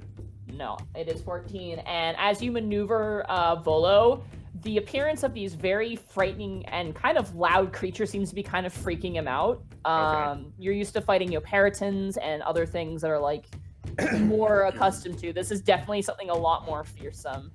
You are able to dodge one of the intercepting ones, but another one does manage to catch up with you and kind of like leaps towards you. So Greckles would be able to attack it, right? Yeah, is it in swinging range? Greckles, Now. you can swing at it. Would Actually, no, it is not. It is 10 feet away. Okay. Currently. It's keeping its distance because it sees your weapons. It's not a dumb thing. Got it. Well, it's moderately dumb, but... Cool. So that was action that... Okay, cool. And then to speak. If I can't make it to the High District, we need as many witnesses as possible. Make noise! And then as a bonus action, I basically just want to bang on my shield with my sword and try to wake this neighborhood up. All right, roll a performance check, I'd say. Oh, Jesus. So, ladies and gentlemen, of things you should never do as an Eldritch Knight, it's performance. Because 4. 4. Ah! Pecks at the shield. You are high up in the air. Okay. The bird-like creature... Oh, it's okay. It's still gonna get closer though. I need you to make a Constitution saving throw for Volo specifically. Okay, do I use mine because I'm controlling him? No, you use Volo's Constitution me because it's double aiming for your Griffin specifically here. Okay. Let me get the stats up. I just had them. Where'd they go? Okay.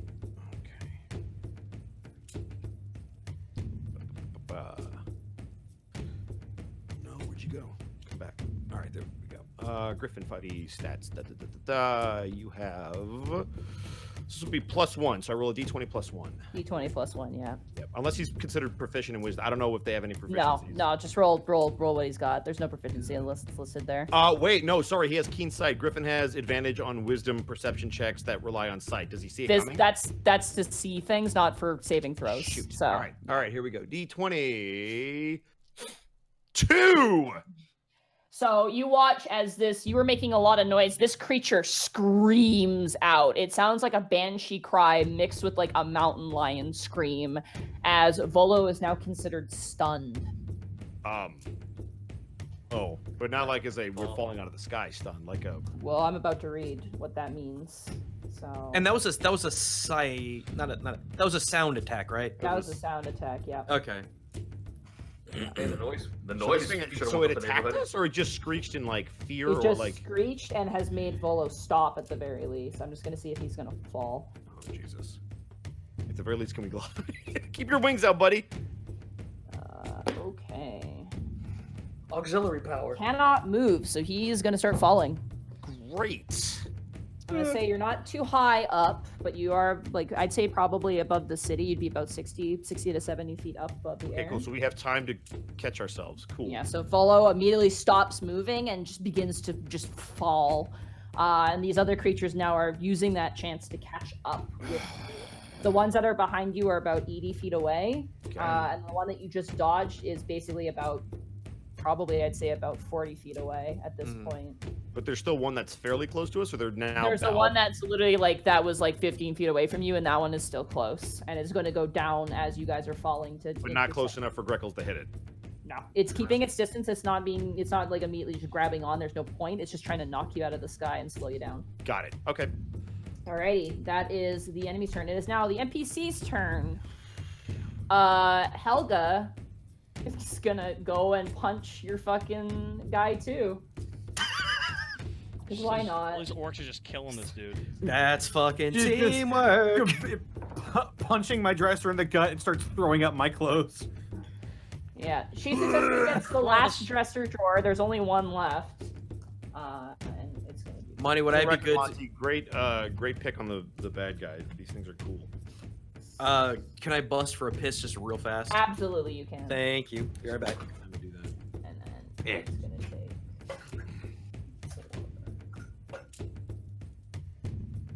As this thing gets clocked in the face by Helga, and she's probably gonna use... Where is her sheet? I have a sheet for her, I'm so certain. Where are you, Helga? Where's Helena? Where's Helga? I'm a dumbass. I didn't redo Helga's sheet. Oops. 1 second. Sorry, I apologize. I have her on Roll20, though. There she is. Hopefully it wasn't erased. Alright, slap that sucker over here. Alrighty. Helga. Oh, wow. I'm a dumbass. I didn't fill any of this. It reset. Hooray!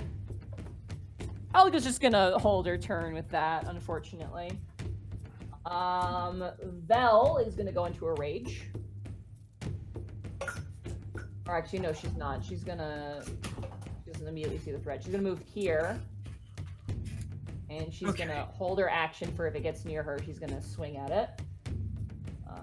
And then Naragan, who does have a sheet, I know he has a sheet, because I had to remake it, because I forgot he's actually... I thought he was a cleric. He's not a cleric. No, he's a paladin. He's a paladin, and I forgot about that, so I had to redo it recently. So Naragan is going to cast Bless. Papa bless. On 3 creatures. So, Corky, you are blessed.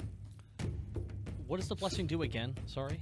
Gives you a d4 to attack. So whenever you roll to hit something, you roll a d4 to hit it. it's a D4 to. You can add that attack, onto a saving roll throw. if you want. You're I- like, oh man, I I'm missed. doing I'm gonna that. add D4. I'm giving a thumbs up. All good. So he's gonna give it to Vel, Borky, and Task. He kind of turns to you, Pen, and goes, "You cast spells. I'm sorry," and just kind of turns back. He just turns back and shrugs to him. I've learned that lesson. And he is going to. Does he have anything else he can do? No, he's just gonna stand there. He is gonna have his sword glow a bit more. And that is going to end his turn. That leads us now to Panic. It is now your turn.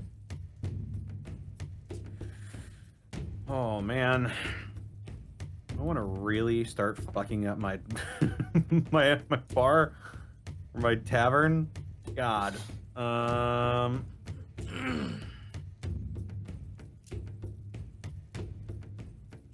Oh man, that's concentration. Shit. Well, I'll bonus action command my goons once again. All right. So the Dresser, which is very beaten attack. up at the moment, is going to attack with what it has left. It's currently like wailing back and forth with like the broken doors and shit, kind of rumbling around. So it's going to attack, which is a +5, I believe, to hit. Correct? It is a +6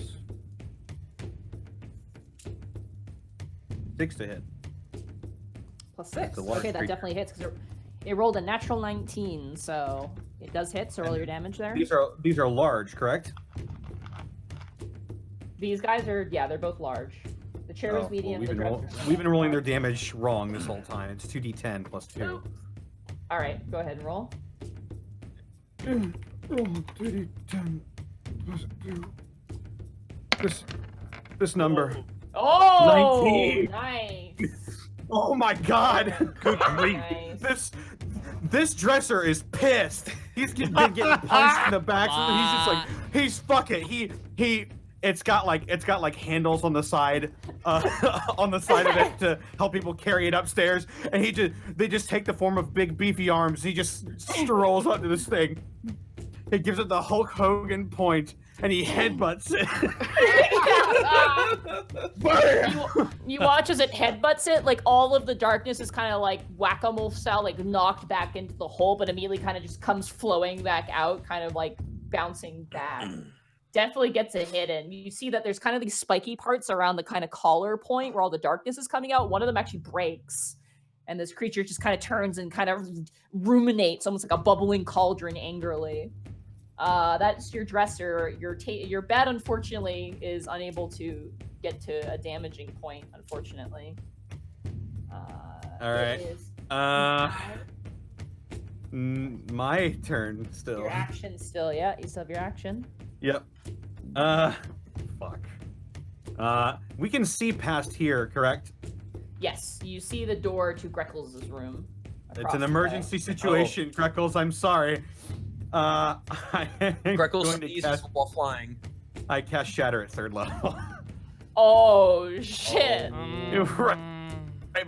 right on Greckles' door.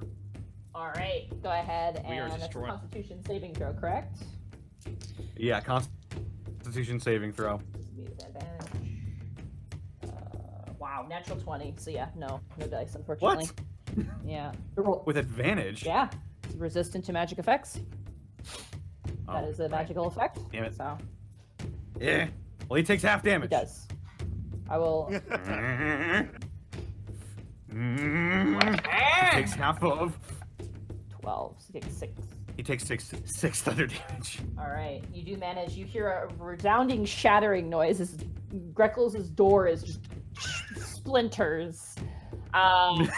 You do hear his dresser fall over. I will just reveal the room because why not? It's fun.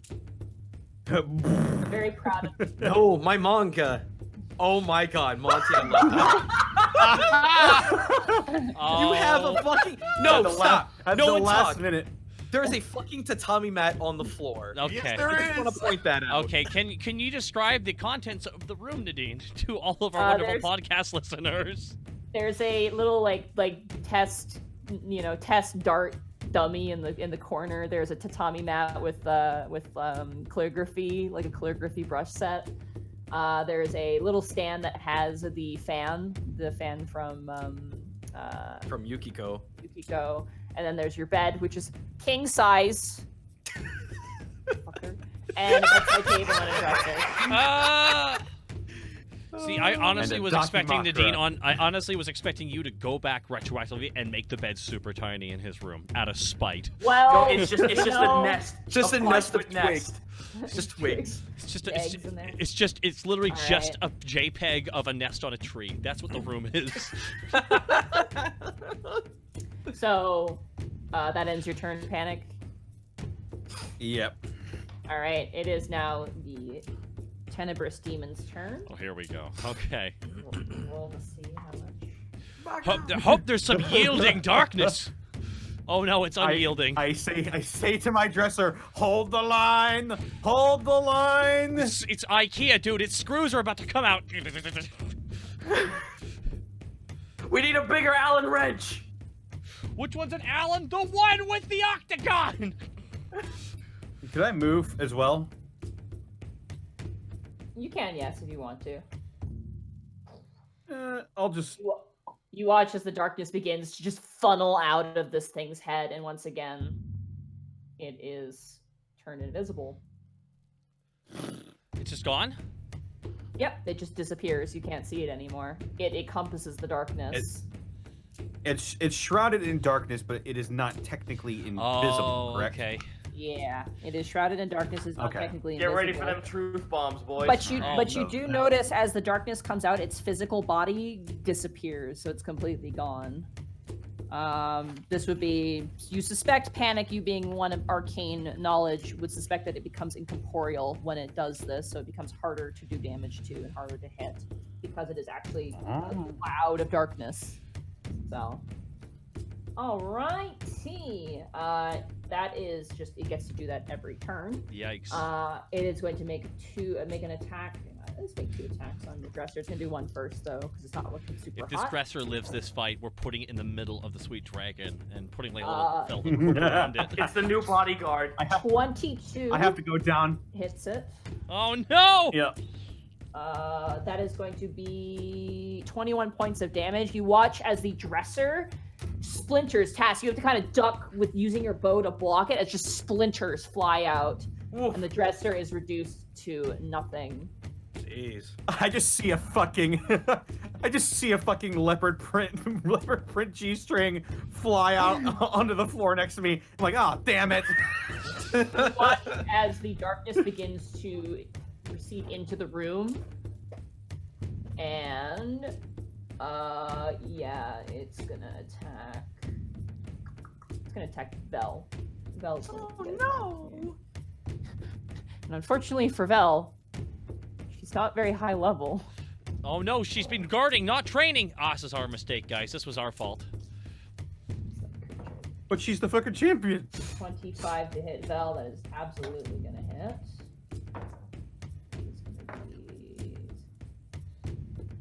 12 points of damage to Val. She's not raging, so she takes the full brunt of it. So, 12 points of damage. Looks like I just gotta check her. Crazy hit. Val Rock Fist.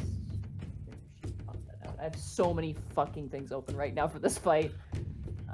So that's gonna bring her down. That she took. Sorry, I was doing math here real fast. Okay, 12 points of damage. That's gonna bring her down to.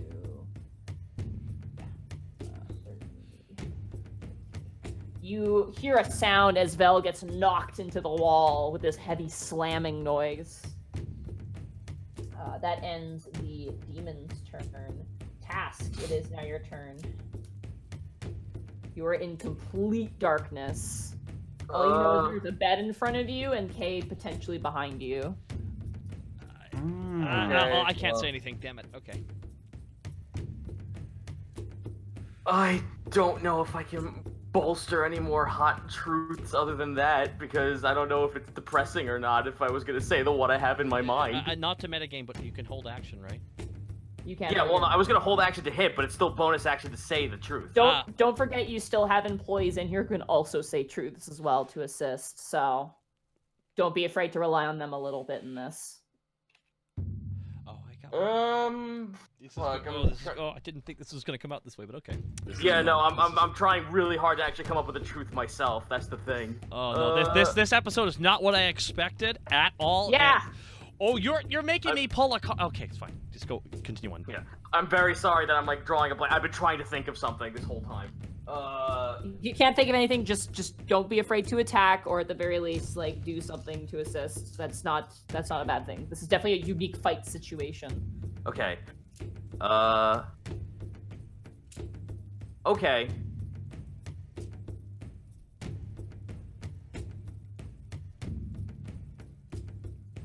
Dun dun dun dun dun dun I dun don't- dun dun.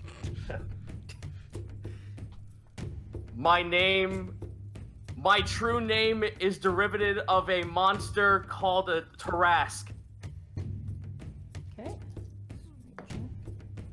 Passes its wisdom saving throw. The darkness flickers away slightly, but then resists and still fills the space. Fuck. Alright, well, move over here, hold action to shoot this fucker. Okay. You kind of position yourself, you kind of knock into Borky, and then kind of use your hands to figure out where his legs are, and you just kind of push through, and you hold your bow at the ready underneath of him, kind of like lying down sniper style. Alrighty, it is now Kay's turn. Here we go. Kay, with her bonus action, seeing the darkness come back, goes, oh god, Let's see, what does Kay have for a secret?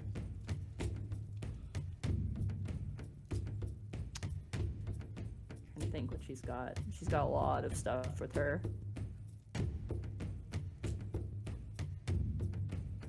I'm gonna roll to see how willing she's gonna be to do this.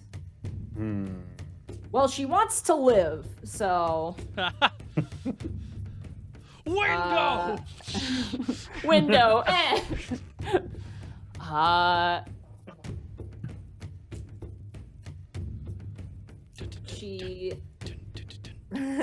She looks forward. She goes, "I cheated on my entrance exam for my wizard schooling."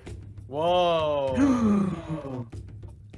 And it recedes by a pity 5 feet. But you know, I wanted to zoom in all the way and just her teacher standing beside the creature. Well, an interesting time to come visit you, Miss K. Go.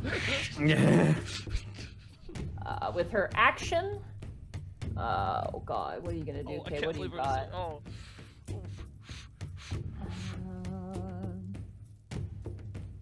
I know a lot of people that are going to be very angry that I'm not there. Oh god. Well, it's not your fault. I do Yeah, love. I know. Right now, Bosco's like, awesome. I'm not there. That's your guy's problem. She's got nothing for this. She's got to end her turn, so she's gonna hold her action to use magic missile if she sees the creature. I just thought of one. Borky, as you stand in this darkness, you kind of hear like a breath right next to your ear, kind of smiling. It kind of makes the back of your neck kind of crawl as you stand in this darkness. Well, right now, Borky is sweating. You can't Kurt, see the. Kurt, it's the feeling of being in the Fort St. John basement when it's completely dark. Oh. You want to hear a secret? Borky says through gritted teeth. You just see Borky do that thing where someone's about to say something they know they shouldn't, but they have no choice. Cause I got a secret for you. Bitch, don't do it. I have a crush on Scarbles. Okay. Yeah,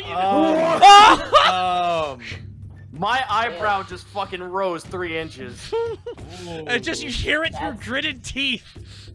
And Bro, just I can't believe it got brought up this way. That's Wow. I Connor McKinley astral project into the game to give Borky a high five. you just. All right, it recedes in panic. You see now the darkness being sucked towards again. That is your bonus action, your action, Borky. That was Borky's bonus action. Now Okay, the you still have your action. Is where the sound was coming from. Did I hear a startle? Can I feel its presence next to me? it gets colder in this darkness, but you can swing wildly to see if you can hit this thing, because people have just doing wild shots, and some have hit.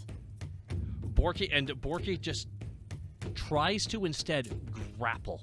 Can Borky try and grapple with this? Where he heard roll the sound. an athletics check. 17. 17. While in its wisp form, this creature is immune to being grappled. Okay, that is fine. So because you reach out into the darkness trying to get purchase on something, but you can't get purchase on anything. that'll be it. That'll be it for me. Alrighty, Greckles, you are now plummeting with a griffin and on top of the city of Alavast as Volo is stunned and is falling. The nearest one to us is 15 feet, right? Yes. Nothing looks familiar around us, does it? You look like you're somewhere in like the lower like Arcana district, you think, based on some of the statues, but you don't, it's really hard to tell from up above. You've never really seen the city from this high above, so. Against my better judgment, I'm actually going to, as the invisibility breaks, you see a single talon reform visibility as a dart is launched from it at the nearest bird that's coming at us. All right, that'd be the one 15 feet, so roll to hit. 21. 21, that hits. 6. You were hidden. You were hidden, so you do get sneak attack on this. Oh, goody goody. Let me get my 5d6. 16, so 22. 22, not bad.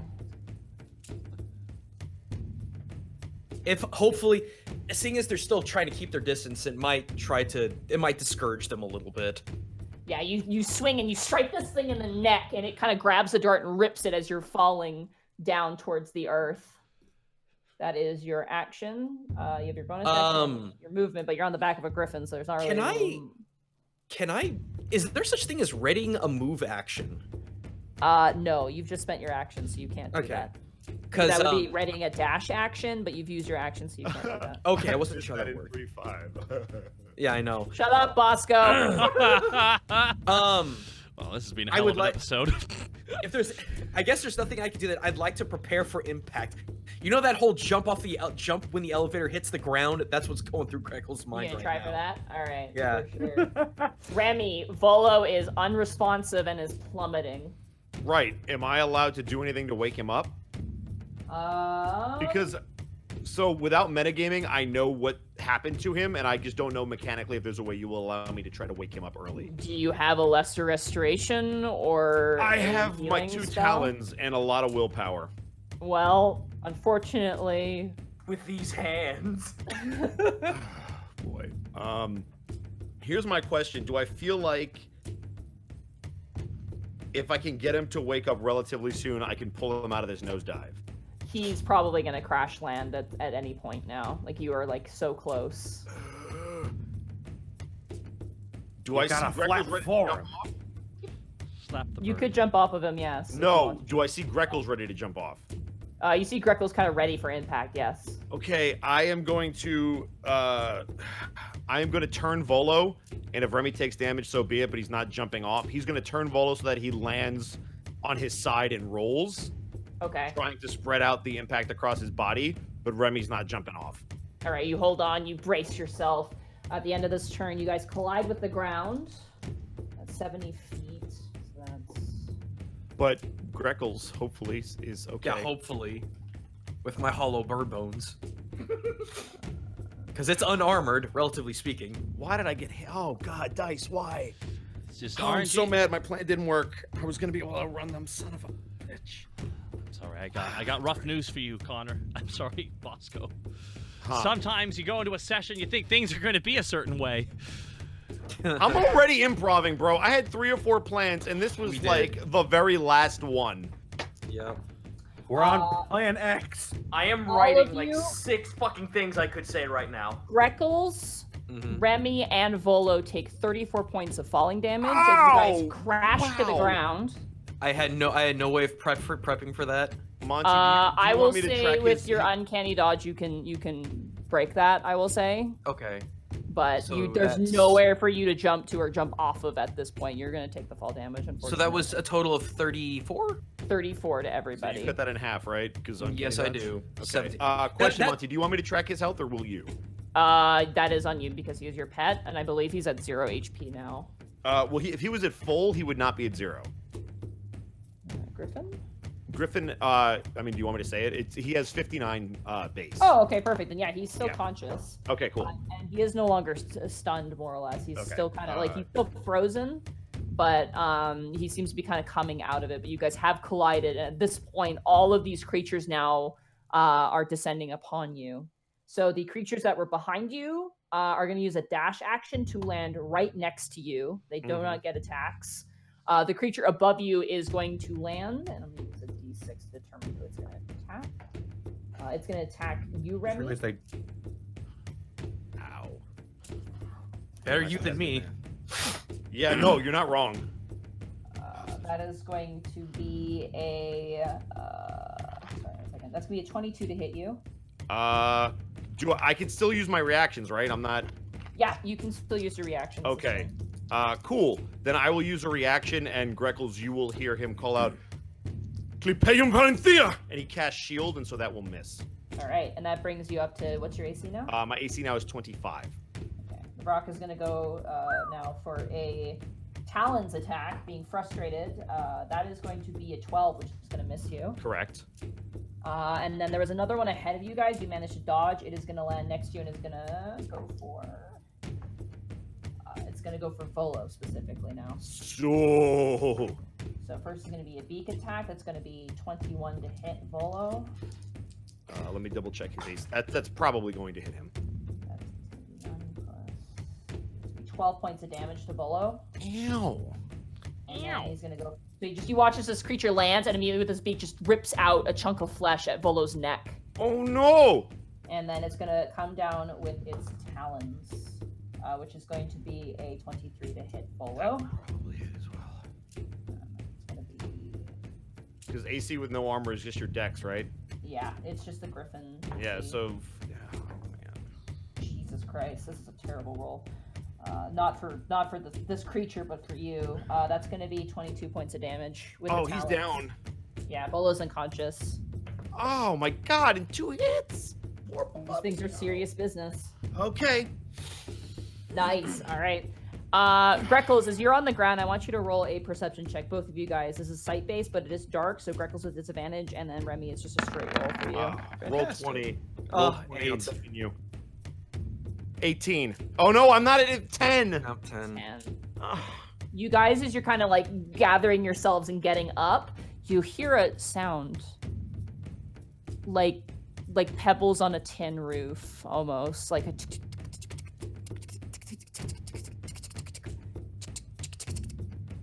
And as you look up and around, you see a series of glowing, beady black eyes looking down at you from the silhouette of the moon, as you see about 200 pigeons.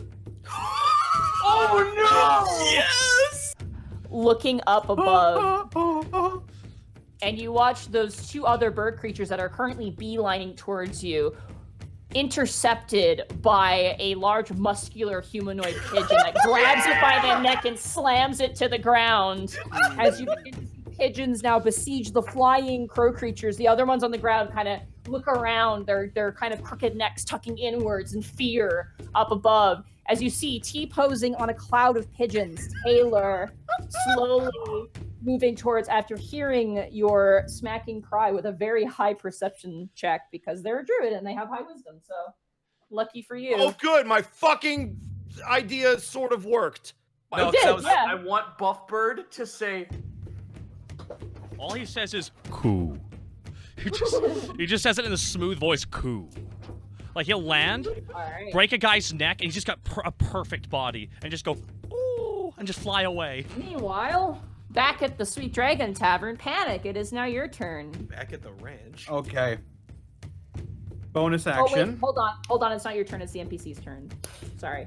So, that's right, because Taylor comes with the NPC round. So, Taylor is now in combat. So, Helga yells out, "I give watered-down drinks to individuals I do not like in the tavern." That makes so much sense now! That just means I have to drink more to get drunk. At this point, He says with not out of character.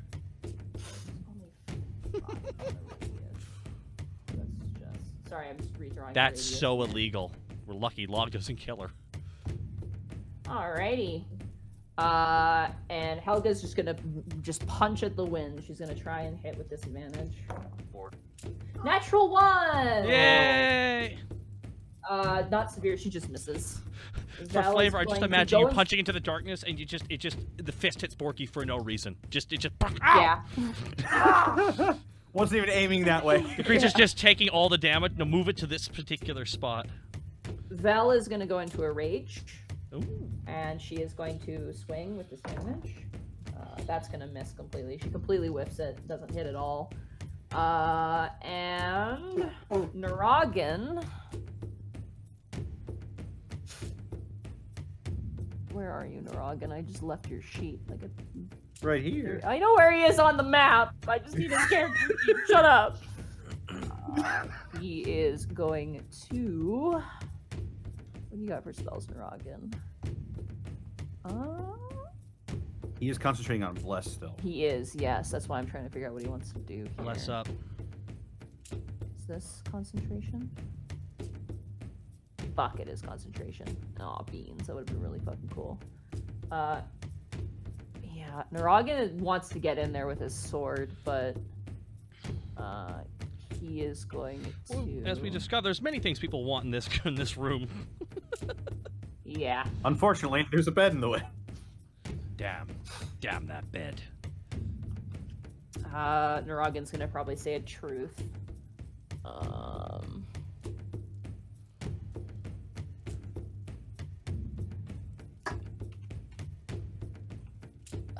What's Naragan gonna say? I can't Okay. wait till we're tasked stating advice on garbage. Naragan yells out, "I do find it kind of weird that my girlfriend is much older than I am." Well, how much older? Porky's. Hey, that's another secret. Calm down. Yeah. Let's slow roll out the secrets. We can go over why we're in love with everybody next. All right, the creature reappears now, the darkness being swallowed up as it stares daggers at Naragan. That ends Naragan's turn because he's just going to maintain the bless because he can't get in for combat, which leads us now to Panic. It is now your turn. Oh wait, I had hold Yeah, I was action. about to say, See if held I action. You have your held actions, yeah. So go ahead. Go for your attack there. Oh! I'm going to roll for severity. You just miss. I rolled a 2. Can I roll again for my second? Yes, I will allow this because Cool. you're standing by at the ready, and this creature kind of needs 25. that'll hit. Alright, so 8 plus another 1d8 for Colossus Slayer. Another 5. It's gonna be 13 points of damage. That's gonna bring it down to that amount. This thing has taken quite a few hits and seems still fine. Okay, you know what? considerably. Then I know exactly what I'm doing next turn. Panic. It is now your turn. Actually, Helga. No, Helga punched the air. Yeah, Panic it is. Oh, no, Kay wanted to do Magic Missile. That was what it was. Yay! They had held Magic Missile. Does it miss? It does not miss. It's guaranteed damage, and it's force damage. And she's a warcaster, isn't she? She's she's got 1 charge left, so that's the last charge for this.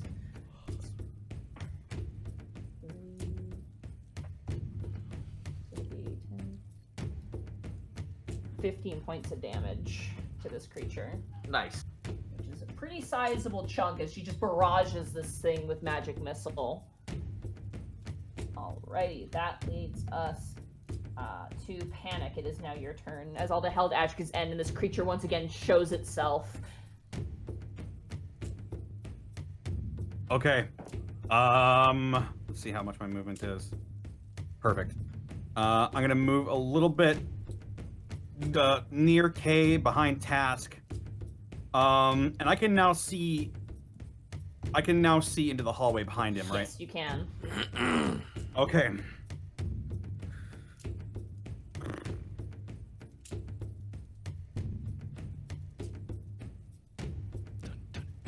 Well, it's visible. It is visible.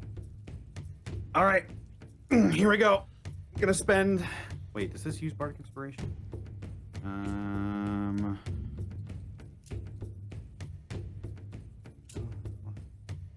My head's like bobbing in sync with the music. Yeah, right. No, it doesn't cost a. I muted the music. I'm trying to think. Inspiration. So I am going to Hellfire swells up inside of me. It illuminates my scars and my eyes. I activate Mantle of Devilry. Bonus action, going to cast Command. Oh God, hang on. I cast. What's the specific word I want to use here?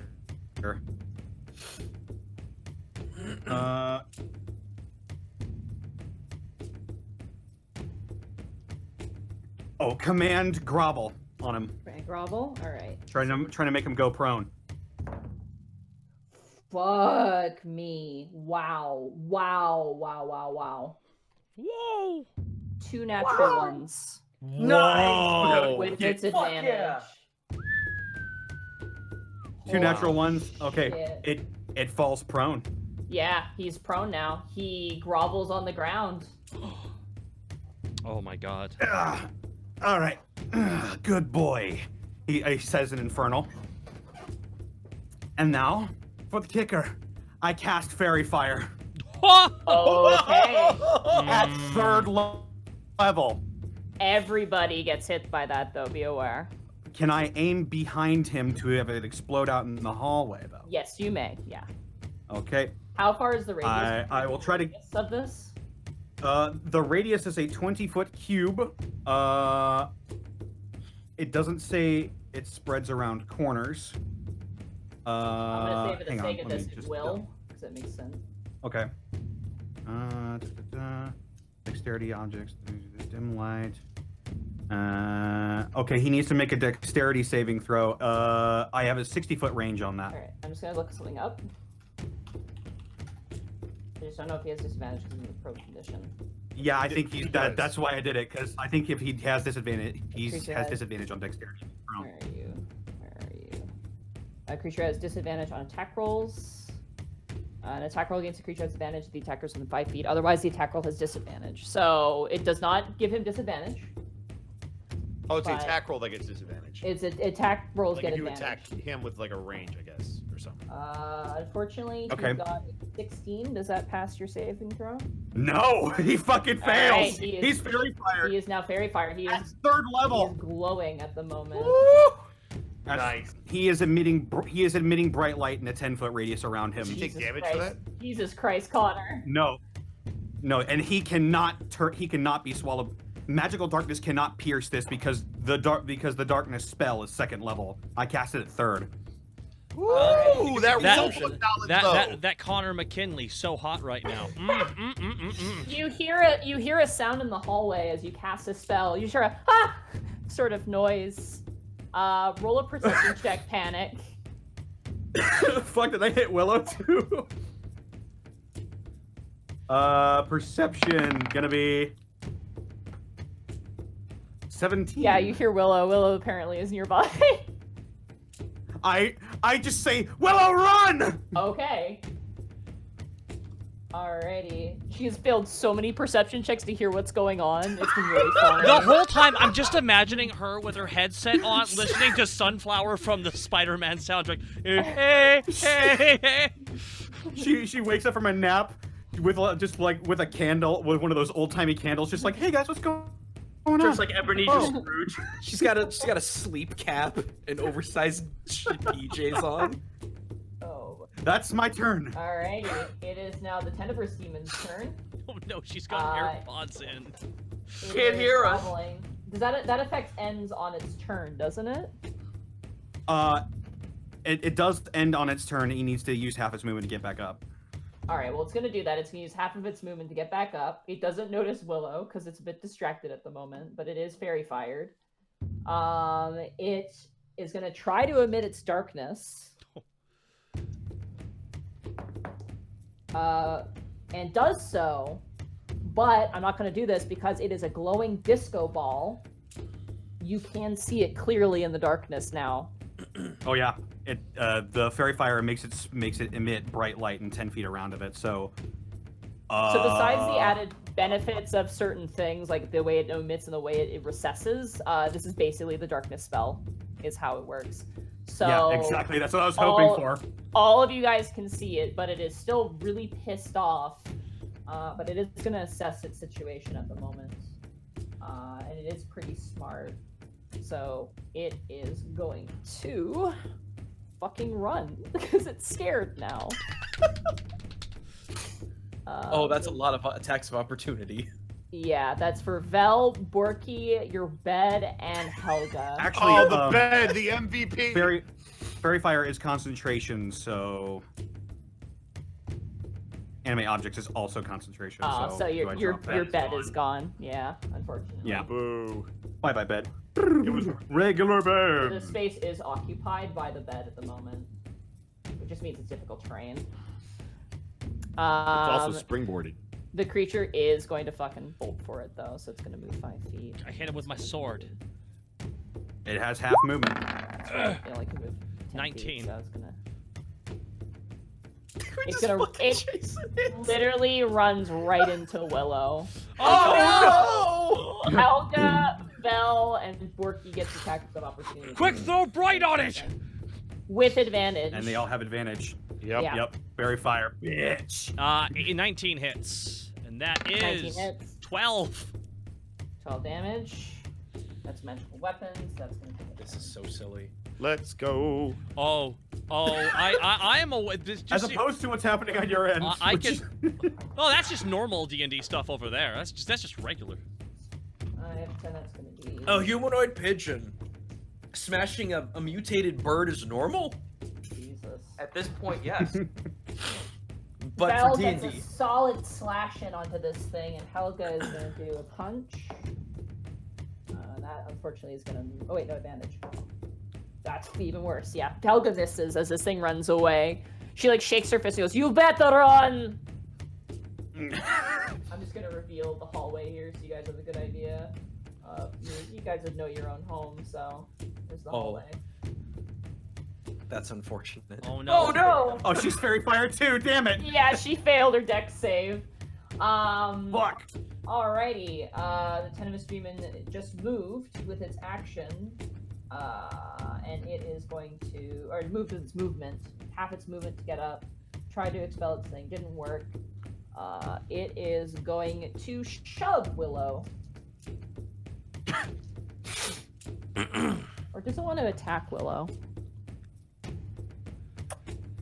Maybe he just How wants to do that desperate thing where he turns to the side. Sorry, you can go past me. Okay. It's definitely frazzled, so it's going to shove Willow. So contested athletics checks. Definitely a failure for Willow because she's got a -1. So she gets shoved once, and that ends the creature's turn. That brings us to Task. It is now your turn. Monty, Hi.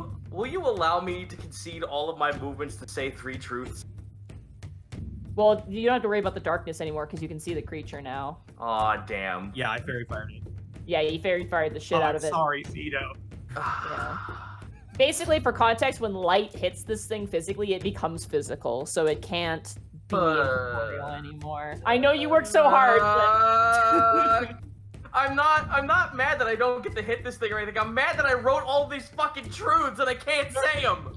Well, you Neurogan can. turns to you and goes, Neurogan turns and goes, we can us." talk about it in... Neurogan says, you can talk about it in the Scalebound Club. Let's go. Oh, it's a You know, sword wall. you can talk to it with us, your friends. I mean, I have the words. Okay, I'm gonna go ahead and spoil it. I have the word fucking serial killer in this one. Oh, man. What What are you doing, though? What are you doing against this Moving creature? over this way. Bonus action, casting Hunter's Mark. Okay. Even more visual additives to it as you see it running through the hall. It's not the upside down arrow. It's a fucking middle finger. You think you know me so well, do you? And shoot. 19. That hits. God, with a fucking 8. 7. Yeah, with an 8. Hold on. We ain't done. But I'm not done yet. With an 8. Thank goodness he's such a good archer. Ooh, 12. Very nice. nasty. And DPS very, very slowly. And second shot, Maximum Hunter's Mark damage. Beggar down. 23. That hits. And I also get Hunter's Mark twice, or no? I forget. Colossus Slayer is once per turn. Hunter's Mark, I believe, is every hit. Every hit? Alright, sweet. So that, and then... I think... Let me check real That fast. sounds right. Let me look. Until the spell ends, you deal an extra 1d6 damage to the target whenever you hit it with a weapon. Yeah, you're Oh, good. so another 10 damage. Okay. You smack it. The arrow shots aren't as strong as you expect to be, but they are hitting him. I was hoping them being silvered would do something. Don't seem to be doing anything against this creature. Alright. That ends Task's turn, I'm assuming. Yeah. It is now Kay's turn. Kay is so spent right now. Oh my goodness. She sleeps on the bed. She's ready to.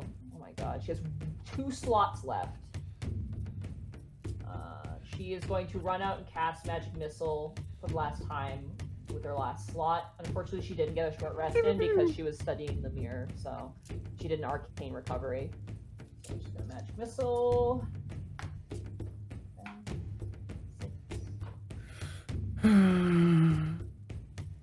I remember Magic Missile. 14. I know what it's like. It's stupid. Very useful, but very... Oh, very useful, but I just like the idea of actively missing just so it can arc and hit the target. So it looks like my wizard is completely incompetent. She's just gonna move back a little bit. Actually, no, she's gonna stay right there. That's as far as she can. Lionel just shoots at the ground. That ends Kay's turn. Borky, it is now your turn. Well, Borky's just going to keep swinging away. Borky is now going to go into... I have to go into another rage because there was a kind of like a 1 break apart there. So yeah, you didn't get hit. I didn't get... hit, so. Yeah, no, actually, I couldn't go into a rage, actually. Never mind. So Borky slides up... Did you swing at it?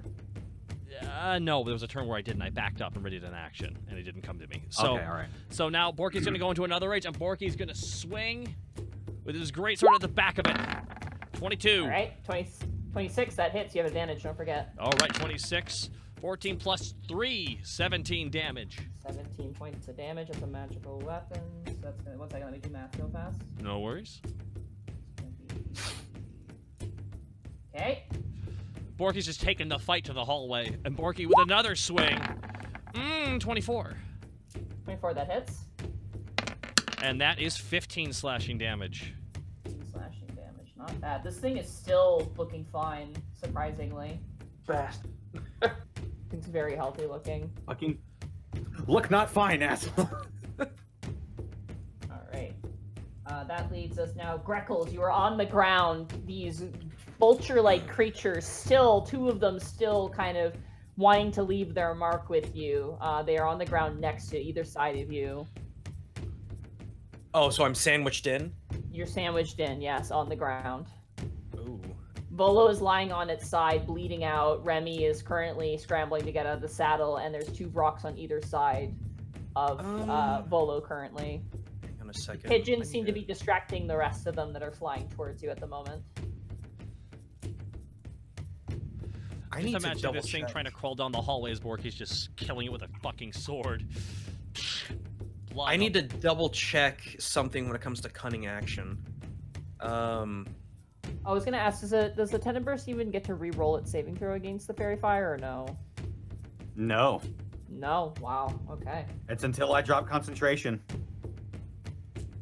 Okay, so I don't have the right source. Can someone with an official source look up cunning action really quick? Because Cunning action I is you believe have the it's- disengage, you have hide, disengage, or oh god.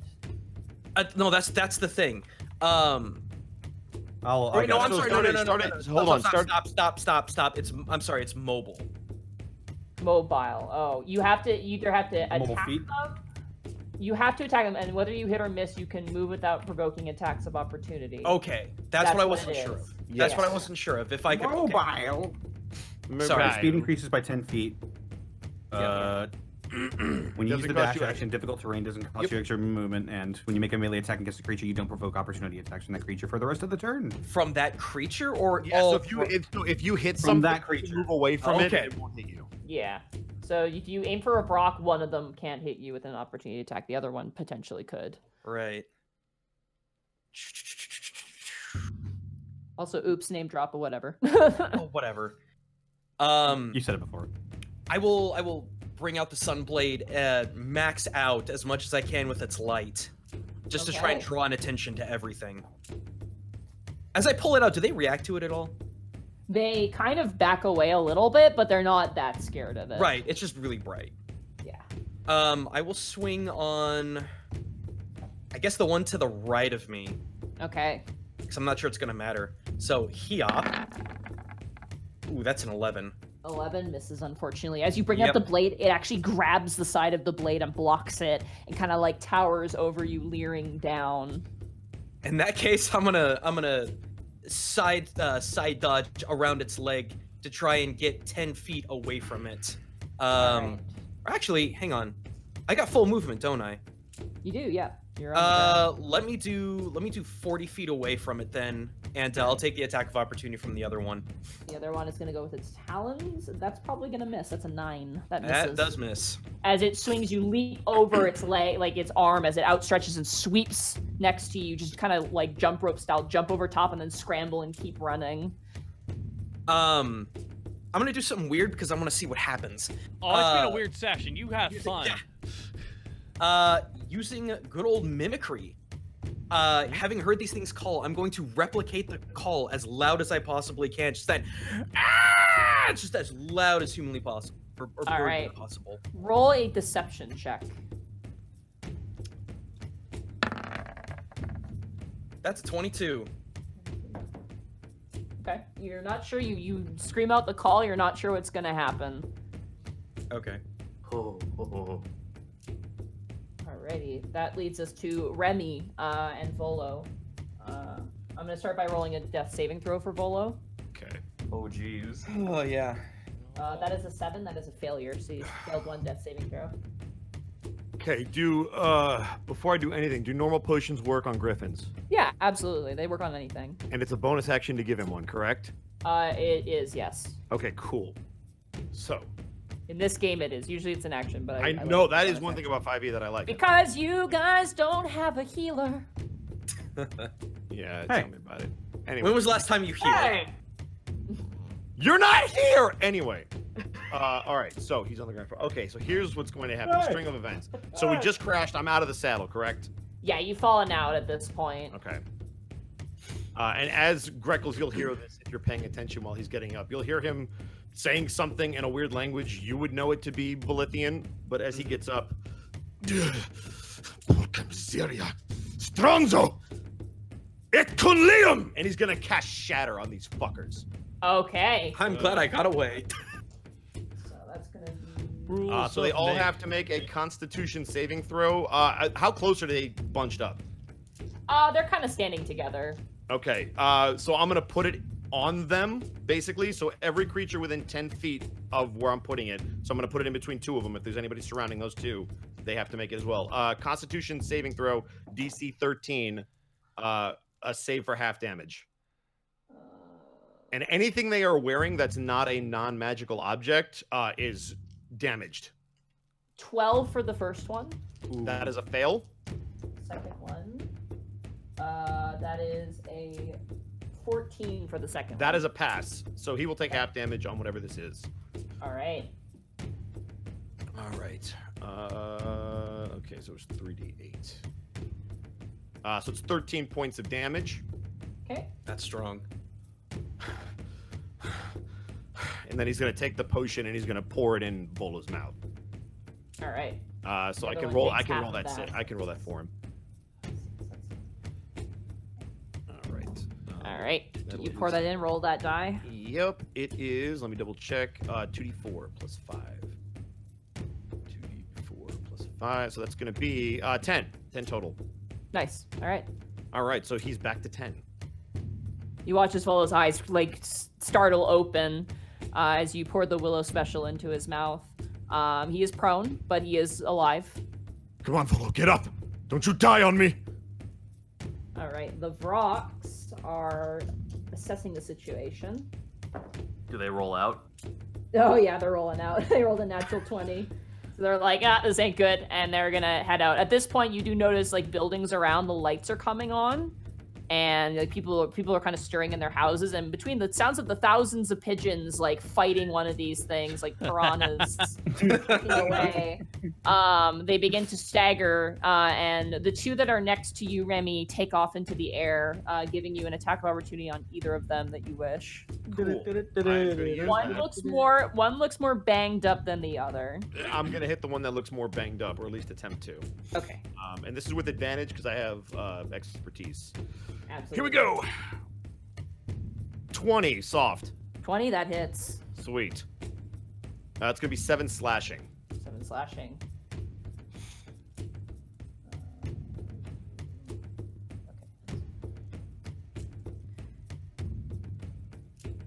All right, you slash it. Doesn't do as much damage as you expect. It seems to resist it quite a bit as it takes off into the air and uses its dash action to disappear into the night.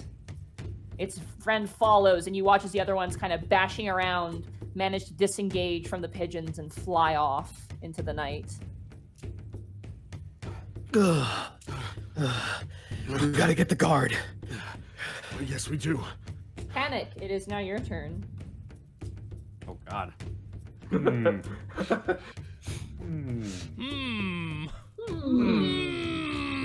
still got mantle, don't you? I have Mantle of Devilry on. Yes, that lasts for a minute. Okay. So, speaking of which, gosh, what do I want it to do? I don't even know if I can make it do that.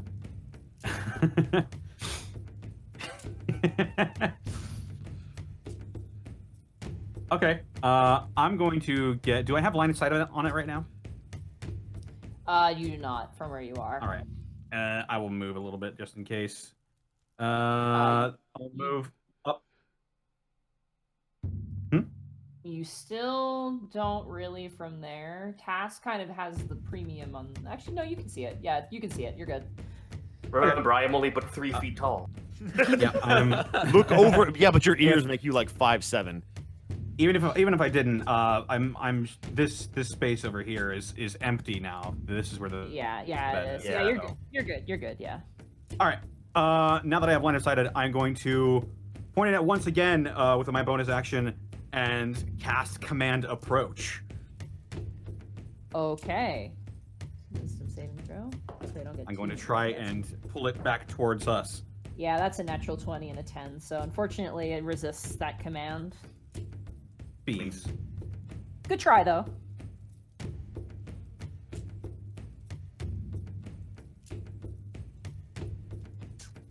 My action.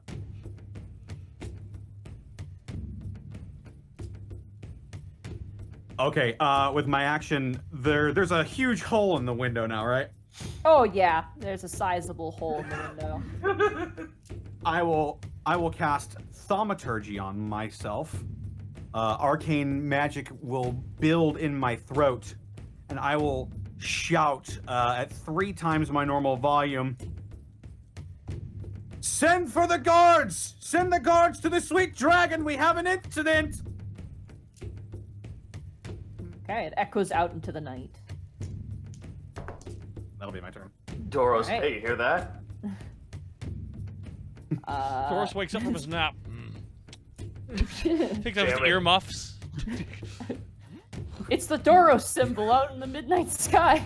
All of a sudden, Doros T-posing in, comes right through the ceiling, the roof, like a bomb It's drop. like the first appearance of Mr. Rex as he turns the corner. Yeah. Yeah, exactly. What the hell? The Tenebrous Demon is going to rush forward and is going to get an attack of opportunity from you, Borky, with advantage. This is so silly. 26. That hits. 8 plus 3. 11. You slash into it as it runs forward. It's going to grapple with Willow.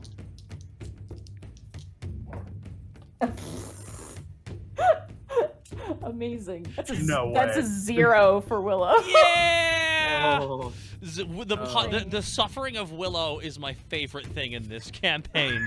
She's being like burnt, frozen, stabbed, soul drank. We forget about that one, but that happened. And now she's about to be fucking thrown, and she's grabbed like a rubber chicken by a giant fist and tossed towards you, Borky. Can I catch her? React to catch her? Yes, you may react. Well, use your reaction to use your attack of opportunity. So now, Borky with the big toe. She's being yeeted as a weapon. That's improvised weapon. I'm just gonna do that. Borky, it threw a javelin at you. Oh no! That's gonna be 11 points of damage to you, Borky, and 11 points of damage to Willow. Well, you just hear and she just crashes into you, and you like get thrown to your feet. The demon kind of looks back, grins, and is gonna try and escape with the rest of its movement. Oh my god. Yeah, it crashes through Willow's door, just bashes through it, and it gets about there, where it ends its turn. Task, it is now your turn. Or sorry, the door. Yes, I apologize. Yep, I can get right Willow's here. Door? Yeah, I'm all turned around. That's where Willow's tower is. It's across from your guys' bedrooms. All right, so first attack.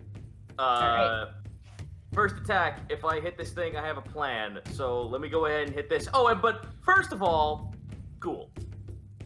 Okay, ice begins to freeze up. Guns cocked and loaded. 28. 28. Just wait for a second. I didn't roll here. twice. Fucking D20, please.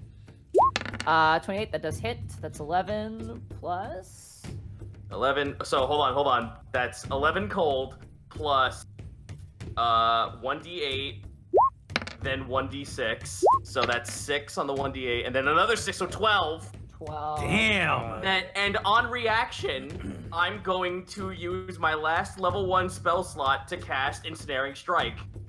Okay, you're gonna lose Hunter's Mark though. It's a bonus action. It doesn't say it's a concentration though, and Hunter's Mark is concentration as well. Yeah, I want to drop that thing because this thing's I'm gonna brute the fuck out of this fucker. While restrained. All right, so next time the creature with a weapon attack must succeed a strength save or be restrained, so it must beat a 14. Okay, so you drop Hunter's Mark, you cast Ensnaring Strike, and it gets advantage because it's a spell effect. Strength saving throw, which I believe is no, it has Dex saving throws. That's cocked. Wow, that is going to be 11, so it fails. It fails. Yeah, let's go. Oh, Yeah. It is now restrained. Oh, and nice. it takes 1d6 piercing damage on the start of its next turn, and at the end of its next turn, hold on, let me just read this. The creature is restrained, or one that touches the creature can use an action to make a strength check against the spell save DC. On the success, the target is freed. So it is restrained as of currently. On the start of its next turn, it takes 1d6 piercing, and I have another shot. All right. That was that. Oh, okay. Next time you hit a creature, you had to actually use this shot to hit him before you actually did this. You have to hit him first before that activates. So you have to bonus action and then attack. So you have to hit him first, but you have advantage to just roll and just. I assume you're gonna hit because he has fairy fire on him. Yeah. But just in case, 2 natural ones, you never know, something like that. Yeah. You're fine. 29. You hit him. You hit him. So just do the damage. 7. 7 piercing. It's Cool. cold still, right? Yeah, it's still cold. He's resisting the cold damage. You notice, like it melts almost immediately the moment it touches Fuck's this sake. thing. Yeah, this Well, thing he is is very rooted. resistant. He is rooted in place though, and he looks very pissed off as these vines entangle around him and cinch his arms close to him. It's like it almost looks like the Pokemon Ghastly that's being wrapped up with like thorns at the moment and vines. It's kind of held in place. But he ain't smiling. That brings us to Kay's turn. Kay, who has 1 spell slot left. Just take a nap. She's gonna cast Firebolt. Yeah. She's gonna move in front of you. She's gonna cast Firebolt. Hey, it gets gross at higher levels. It does. It's +7 for her. That hits. And that's gonna be 2d10. Nothing to sneeze at. It's gonna be 9, but it seems to resist the fire as well as it's running. That ends Kay's turn, and she just looks so ragged. She's so tired. I hope it's not running because I have it restrained. Oh yeah, it's trying to run, but she's kind of Okay. I'm like, shit. Borky, it's now your turn. Willow currently is on top of you at the moment. Borky gets off and just shifts Willow off, more or less. Sorry, Widow. Borky just grabs her and tosses her aside like a blanket to the side. You're just like a resounding thumping noise as she gets tossed aside. All right, and that creature's stuck right now? Yes, it is restrained. Yes, it is currently restrained. Oh, it is. Yes. Oh, it is. Borky just his legs like a gun and charges right at the creature. Borky charges in there and he starts wailing on the creature. Flintstone sound effect he runs in. 18. 18 just hits. 13 slashing damage. 13 slashing, not bad. Big boy AC. Yeah, I'm gonna hit you really hard now with this one right here, and that is a 22. That hits. It's gut chuck time. 13 plus 3, 16 points of damage. Not bad. And then Borky's just wailing on this thing that's stuck in the door. Just chopping its butt. And that is... that's your turn there. Yeah, that ends my turn. Oh, it's a shame I saw that 20. I was like, no! Yeah, I saw that too. Greckles, it is now your turn. The immediate threat seems to have retreated. You watch as Taylor kind of descends down onto the ground, the pigeons kind of leaving them as Taylor steps down. I immediately get to Taylor. Taylor, tell the guard that Stendon has Meryl. He's either possessed or Yugoloth. He's casting spells, and nothing too holy. Whoa. Relax. There's no time. We can't get there fast enough. Where do you want to go? You watch as Taylor kind of looks at you very seriously as you see many of the pigeons descend around. You recall how Taylor ferried you up to the airship before. Judging from... Do we have any idea where the nearest, guard post would be, where we are? Not really.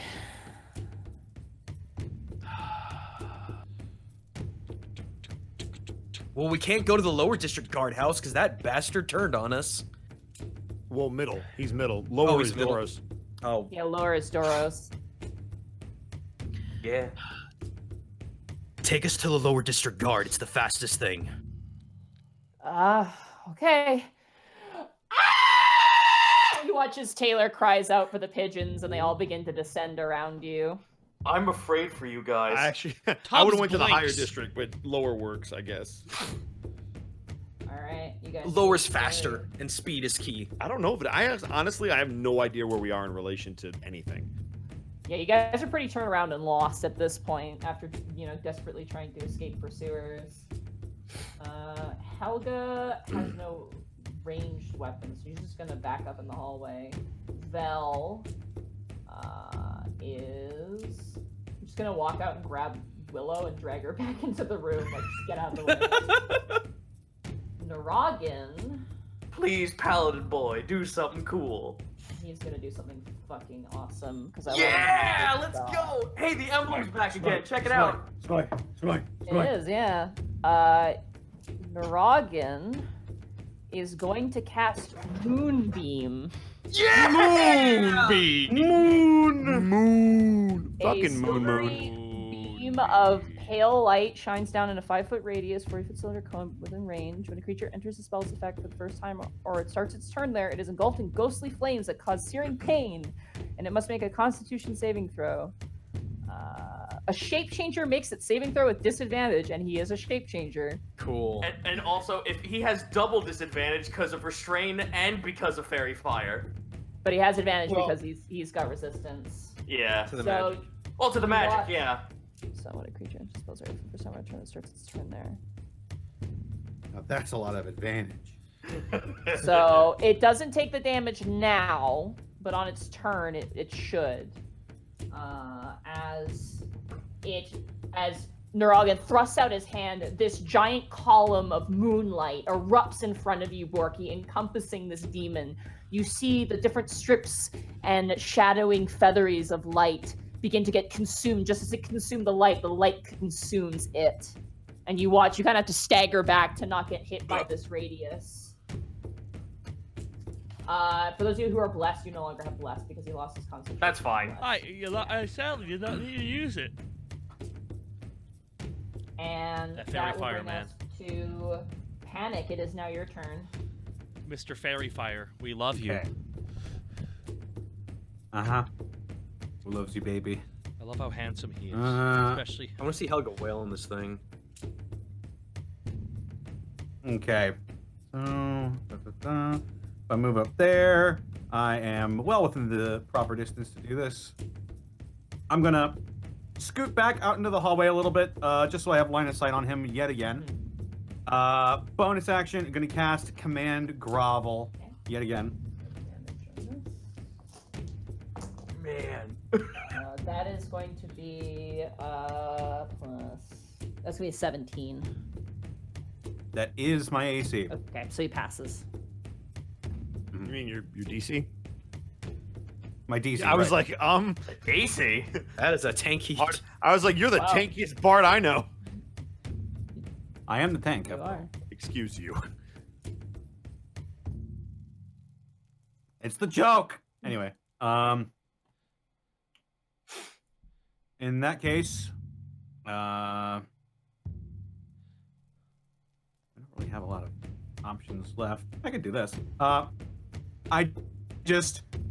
just look at him and laugh, and I say, "Wow, the only thing you can do, you coward, is hide in darkness, and you can't even do that right."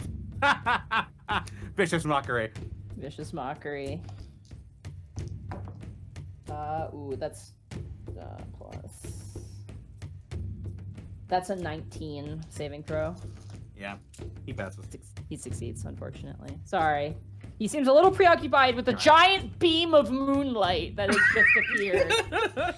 Which, on its turn, it has to make a Constitution saving throw, which it does with disadvantage because it's a shapeshifter, but with advantage because it's resistant to magical effects, so it's just a straight It roll. also takes 1d6 piercing. It does. So, with a combined I don't like it. strength, I'm going to roll damage here for Nuragan, and roll your damage too. Oh, me? Does it happen? Okay. Yeah. Oh, does right, that I get to roll it. Right. Yeah. It's simultaneous damage, so. 2 Jesus. points. Wow. Well, it had. How much HP did it have left? It had 5 HP left.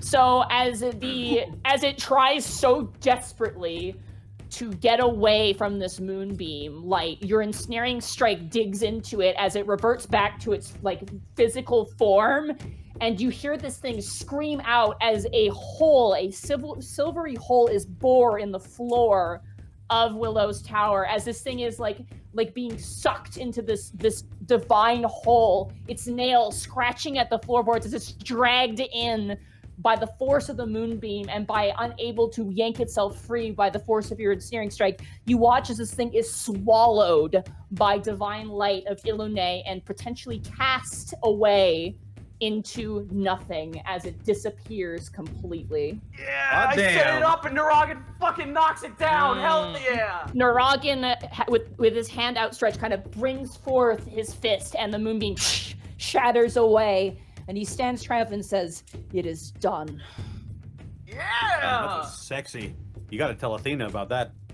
Oh, Why don't you do it, Bard? You watch as immediately that badass pose, he kind of shrivels down and goes, "Oh gosh," and kind of pokes his fingers together. Does he still have his fist clenched? No, he's kind of poking his fingers together the moment Panic is just you I grab his wrist, I curl his fingers, and I fucking fist bump him. He fist bumps you back. Yeah. The threat has been eliminated. Sorry, Willow, I got blood inside your room. Ah, my nose, I'm bleeding. You look as Willow has a bloody nose right now, and she's just kind of like Meanwhile, patting all of at us it. are just like, oh, you don't say. Oh. And she's also glowing like a disco ball as well. Like she's just like bedazzled to hell. What happened? What was that? Oh, now I can shot some beam. Oh, I dropped fairy fire, by the way. You watch as the fairy fire almost like glitter kind of washes off. Oh, thank you. God damn. Sorry about that. Didn't know you were out there. Vel's like, ah! She kind of relaxes, and Vel kind of. Tass like puts his arm, holds his hand up so everyone like actually notices him. Not for nothing. It knew. Not for It knew what I was. It knew who I was. Yeah, and it knew where we were. The question is, like, Remy, Greckles, are they okay? Borky looks really distraught right now. Are our employees okay? Says Helga. We have not checked on them. Let's go. Look outside. All right. You don't see anybody outside. Let's go out to the street and see if we can see them. Remy He says it doesn't- 3 times. Remy volume doesn't want to still. go home. By the way, before we leave, first of all, I want to say the artwork of the Tenebrous Demon was done by Darky Arts.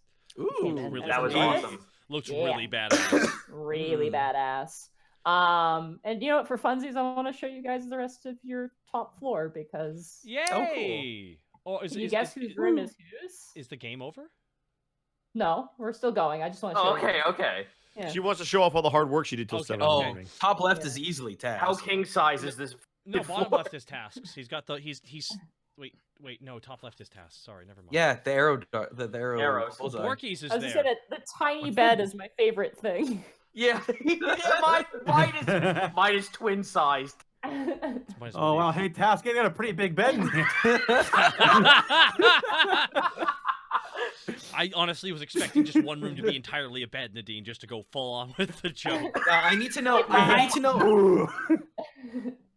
I need to know what this is. Pile of clothes. What do you think it Oh. is? It's Borky's room. It could be rocks for all I know. It's Borky's room. It's Borky's. No, those are in his head. This is my rock collection. It's in my rock collection. This is my stuff. You don't understand it. It's just the scene. It's just the scene. It's just the theme was the executioner from the third Thor movie. This is my stuff. Just a pile of junk he got. All right, you Okay, guys. so- I also have the downstairs drawn out in case the fight was downstairs. Oh, don't tell people that. Well done, Monty. I'm Goddamn. impressed. I can't believe you did it, Neen. You drew a map. I did. Well, I've done it before. Come on. Wait a minute, Monty. This is yeah, faster She does for have a me. background in Power. drawing. Like, she has to use it somehow. No, but Monty specifically said, I will never draw a map of the Sweet Dragon. Did 2 she? maps of the Sweet Dragon later. Yeah, I did. Monty. Because there was to be a fight here, so it made sense. Everyone, get your screen cap before she gets rid of it. This is faster for me. No, I because want what to she'll do, squirmy she'll my go, way I just down. reset history. Anyway. This is faster for me since I'm right there. I'm gonna squirmy my ass down through the fucking Scarble's hole. All right, you skirmy your way down. I'm just setting up the map. 1 second. All your NPCs. Borky sticks his head out. Everyone okay? You hear a bunch of voices kind of come back as a chorus. Yeah, we're okay. As you guys head downstairs. Did everyone get out okay? You guys see it okay? Yeah, we see it. Yeah. All right. Hey. How's it going, buddy? So you guys make your way downstairs. Oh yeah, there's your fucking dragon skull. Oh my Fuck you, God. you asshole. There, look at that. This is how it's always been laid out, guys. Now you know, and knowing is half the problem. It's Well, going right to the Podcast wiki. viewers, it's fine, but for me, this is how I see it.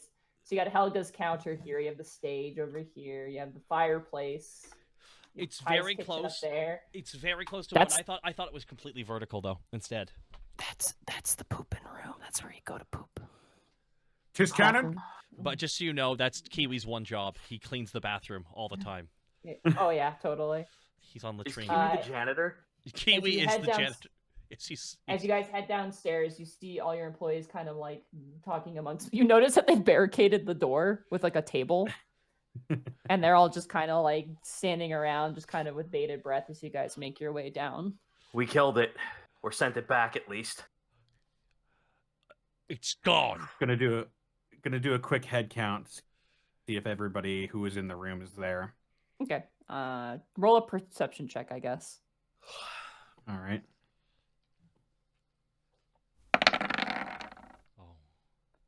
Oh. 10. You Want me to count give it a shot? everybody. I mean, it's not a hard save. You're counting people, but as you count people, you're like, yeah, that's everybody. But then you realize Louis Strog isn't here. Louis Strog is gone.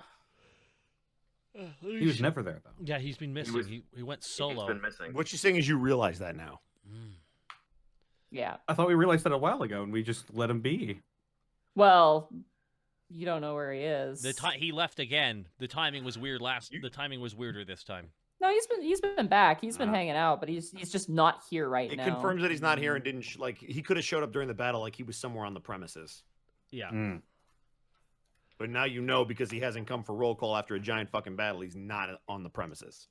Is Louis Strog not here? I sent him after Meryl because you seemed concerned. Oh, that's not good. You sent Louis Strog after Meryl?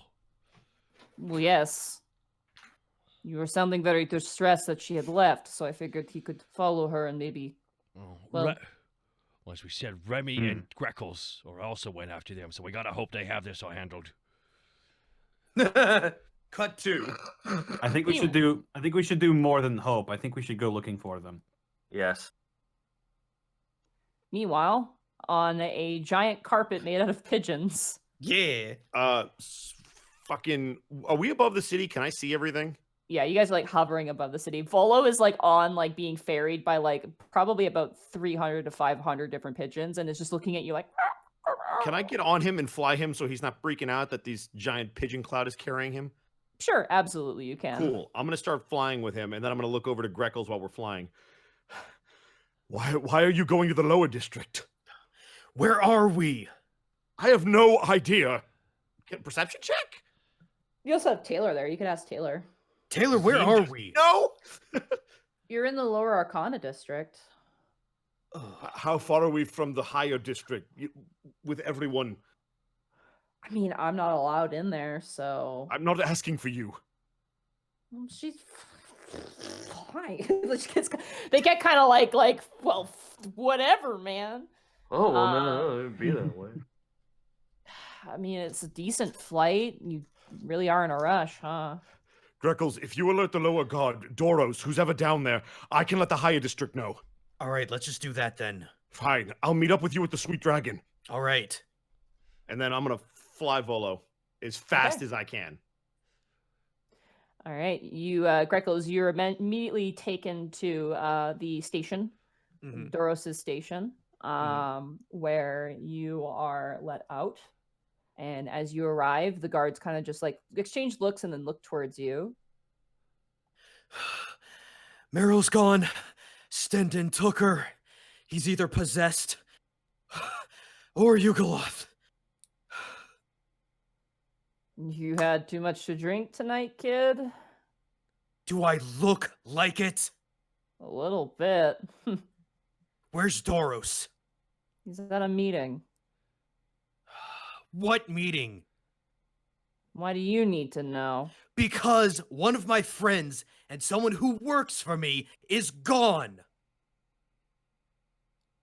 All right, come on in. They kind of turn over. Roll an insight check on these two guards. Yes, please. Oh fuck. Damn it! Oh, God, damn it! Double Whoa. threes! Are you serious? Roll 20 hates the birds tonight. It's just official. Yeah, they really do. That's They not definitely good. are dicks. These guards are bad. They're not really nice. As you make your way in, you do see currently sitting at a table, Sebastian Strong currently doing some paperwork. Oh, Sebastian, is that you? Oh, why hello there, Greckles. How are you today? Actually, really bad, Sebastian. I need your help immediately. Well, what can I help you for? Do you remember Meryl, the young farm girl who works for us? Oh, I suppose I do. She was kidnapped by Stendon. Well, that's ridiculous. Stendon is a guard. You know I wouldn't make this a big deal if I didn't see it with my own eyes. Greckles, my boy, it might be best for you to get a good night's sleep. Insight immediately. Yeah, go ahead and insight. Nat 20. This Get is him! not, Let's go, Greg! No, what'd you say? What'd you just say? this is not Sebastian Strong. I leave. I bolt fast as possible. I'm gone. Fast as possible. I'm out. As you exit the room, you watch as two of them kind of whisper to each other and close the door. Oh, fuck. You're by yourself. You are by yourself on the street now. But I know where I am, right? You do, yeah. You know your way home. I'm just beelining it to the Great Dragon fast as I can, or the Sweet Dragon. I'm tired. Roll as you're rolling. Just roll a Great perception. Roll a perception check as you're just generally as you're walking. Fucking running. 14. 14. As you move throughout the streets, there are people like drunkards and people kind of moving about their business, but you do feel like you're being watched pretty constantly as you make your way back. Eventually, you do make your way, and you do find on your way back a very lost and confused Louis Strog. I just grab Louis Strog and pull him with me. She's gone. She's gone. Come with me. Okay, I just watch you just drag him back. What the fuck? I'm explaining everything as I'm dragging Louis. All right, you drag Louis Strog with you and eventually make it. Remy, at this point, you've made it as well. To the Sweet Dragon. Both of you guys. I went to the High District. Yeah, he was going to the High District. Oh, you were going to the High District. Yes. Oh, shit, I thought you were. Nope. Okay, That's why we split up, because we could kill two birds with one stone. As you make your way to the High District. Yeah, I like that. You reach the border to get into the High District. And you make your way there. As you do, you're stopped by the guard patrolsman. He goes, "Halt." I need to speak with Commander Bronzefang. You watch as the guardsman kind of flips through some papers. Unfortunately, Mr. Remus Corbeau, your accessibility to the High District has been revoked. Oh. On whose authority? Dorosky Grayscales. Okay. We have no friends, apparently. No, our friends are gone. They've been pod peopled. All right, let's try this again. I need to speak with Solly Andress, and if you go speak with her yourself, she'll allow me access. Look, I can send a bird. I can get a response by tomorrow. It's late. She's sleeping. So when a nobleman is attacked in the streets, this is how you treat them. I'll make note of that. Look, I'm going to let you in on a little bit of advice. Noble or not doesn't really matter in this city. It's what you can do for the city. And unfortunately, right now, there's not much we can do for you. You're right. And I'll remember that when I'm training your griffins. You have a wonderful night. The poor guy just looks down like he's just a retail worker just trying to do his job. But he's like, well, I'm sorry, but fuck everyone else at this current moment, retail or not. For real.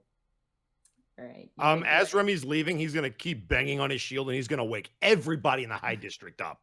Okay. You do so. Most of it's shops, but yeah, there's a few lights that He will, even for flavor, he's going to cast Shatter straight up in the fucking air.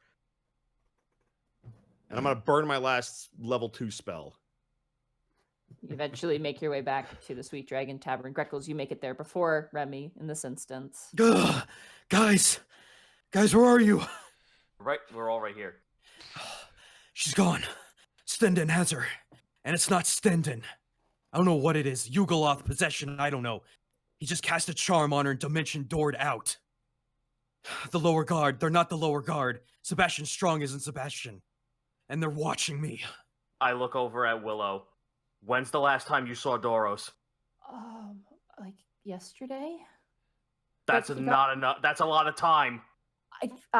Yesterday morning, we had a morning date, and then he had a meeting, he said, today. Where was this meeting being taken Where's place? the meeting? Look, Greckles runs at her and shakes her. Where is the meeting?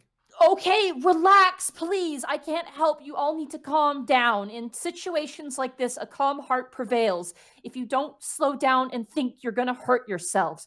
Now, we have to be strategic about this. Everyone sit down. Grekel's taking it back at the truths of those words, goes and sits. Okay, everyone pulls up a seat, I guess. Okay. She starts pacing back and forth. What do we know? We know that Stendon isn't who he says he is, and Sebastian Strong and the guard, the lower district, aren't who they say they are. Okay. So they've been replaced, or they're just being controlled by magical effects or otherwise. Stendon was also casting multiple spells, one charm, one dimension door. He's a paladin, right? Paladins can't do that. That's No. correct. Only It's more of a wizards me or thing. high-ranking spellcasters can do so. Panic starts nodding. High-ranking spellcasters. We were framed. Stendon attacked himself and pointed us out to try and put the heat on us. And we have no allies outside of this building. And Celadus. Yes. He kind of adjusts his glasses. Rough first week, huh? But yeah, that's exciting. He smiles kind of wide, like very like it's chipper. Have you? Does it's almost like they're coming and replacing important people. Wait, Panic. Before we go Yes. any further, you brought that statue in, right? Uh-huh. We should probably talk there. Detect magic. I'll just burn a spell slot for detect magic right now. Okay, you detect. You don't sense anything. We should be fine here. Don't think we'll be able to fit everyone in my room again. It'll be a bit of a mess trying to get us all back up there right now, even. Yeah, there's a lot of damage, Greckles. Inside We're on fine. We're 4 not being spied on. I'm doing it. I don't care. Not with a nat 1. Okay, damage, whatever, sure. Sky is blue. Sky is blue. Ocean is wet. You know, like what else do you need? Like, yeah, damage. All right. Damage. All right, let's go. Willow. Yes. When was the last time you saw Doros? I said yesterday morning. Right. What time of the day is it right now? I was in deep thought. It is nighttime. So it's been 48 hours Yeah. almost. Okay, I'm just gonna go ahead and say this right now. During that fight, did no one see a vision of a field or a forest? All your employees kind of look around and they're like, "No, we didn't see anything." Can't say I do.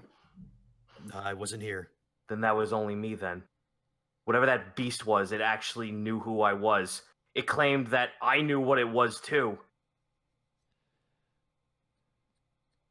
It was a pain in the ass. I mean, we all knew what it was. I mean, you must. Nuragan strokes their chin and looks around and goes, "That was called the Tenebrous Demon. They are servants of Noct, the god of darkness. Do not be confused. Darkness and shadow are different things. Darkness is the consumption of all light. So knowing you is rather a frightening task." Can I roll knowledge if I knew if Nariel's magic was Noct based? Yeah, go ahead. Knowledge Arcana. Save on this won't be terribly high. Oh, pass with a 5, no. She never really used like darkness or shadows. She was more like undead stuff. So she would probably fit more Necrecta than Noct, but you're not sure. Maybe she dabbled in Noct. You're not 100% sure. Well, I never learned. It seems to... Sorry, it seems to apply to Task quite a bit. Could I possibly try and see if I know anything about? I mean, we've read up on like kobolds, and we've heard a lot of stories from Task about his. I mean, if culture. it assists any, I'll pretty much just tell everyone the accounts Task knows about his sister and the magic she was casted. Roll knowledge religion, Panic. Okay. Knowledge religion. Oh, not good. 18. 18. You think about it and you realize that you've seen the creature before somewhere. When you guys were trying to find Euphoria, that puzzle room with the gods on it had depictions of demons and celestials And one of the demons that was depicted was this creature you fought today, was a Tenebrous Demon that was etched into the wall. Wait a With minute. that in mind, you think about it and you realize that it would not be too unheard of for Underdark dwellers to potentially worship something similar of that nature. During our time in the Underdark, right outside the Screaming Gate, we saw this thing on that mural of gods and demons and devils. Shoot, really? Jeez. Can I roll a history check if Task recognizes anything like that from his time being in Iron Oath? Sure, absolutely. That just I'd say just roll an intelligence check. The save on this is very, very low. Oh boy, please. It depends on how well you can think after being rattled so hard. With a nat 20, very well. Oh my Natural god. 20. When you were just like becoming a soldier, like your first 2 missions, one of them was an assault on a very small collective of branching off red kobolds who had left your original clan and had basically tried to make their own. They worshipped one of these things. You don't remember it too clearly, but they did worship the shit out of one of these things. They said they called it the creeping, like the creeping dark, essentially, in your tongue. But they were very easily, recaptured and taken prisoner, and nothing really came of it. But you do recall that, so it's not too unheard of. But you've never met one, like a real one, in your life, so you're still a little unsure what's going on. The Separatists. Oh, fucking hell. The Separatists? We had deserters in my clan. We recaptured them, but a creeping darkness, something that's similar to what they spoke of. It lines up with that depiction.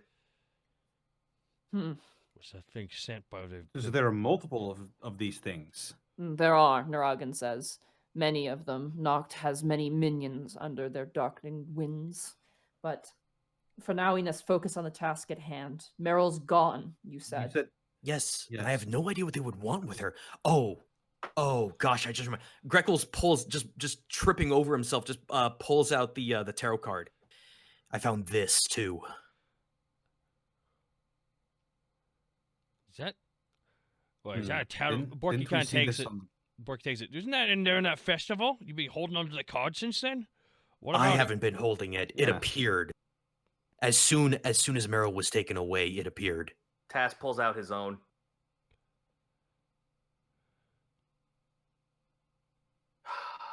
The grandmother, and this one is... What was the one that Meryl had? It's Bad luck. the mouth of the beast.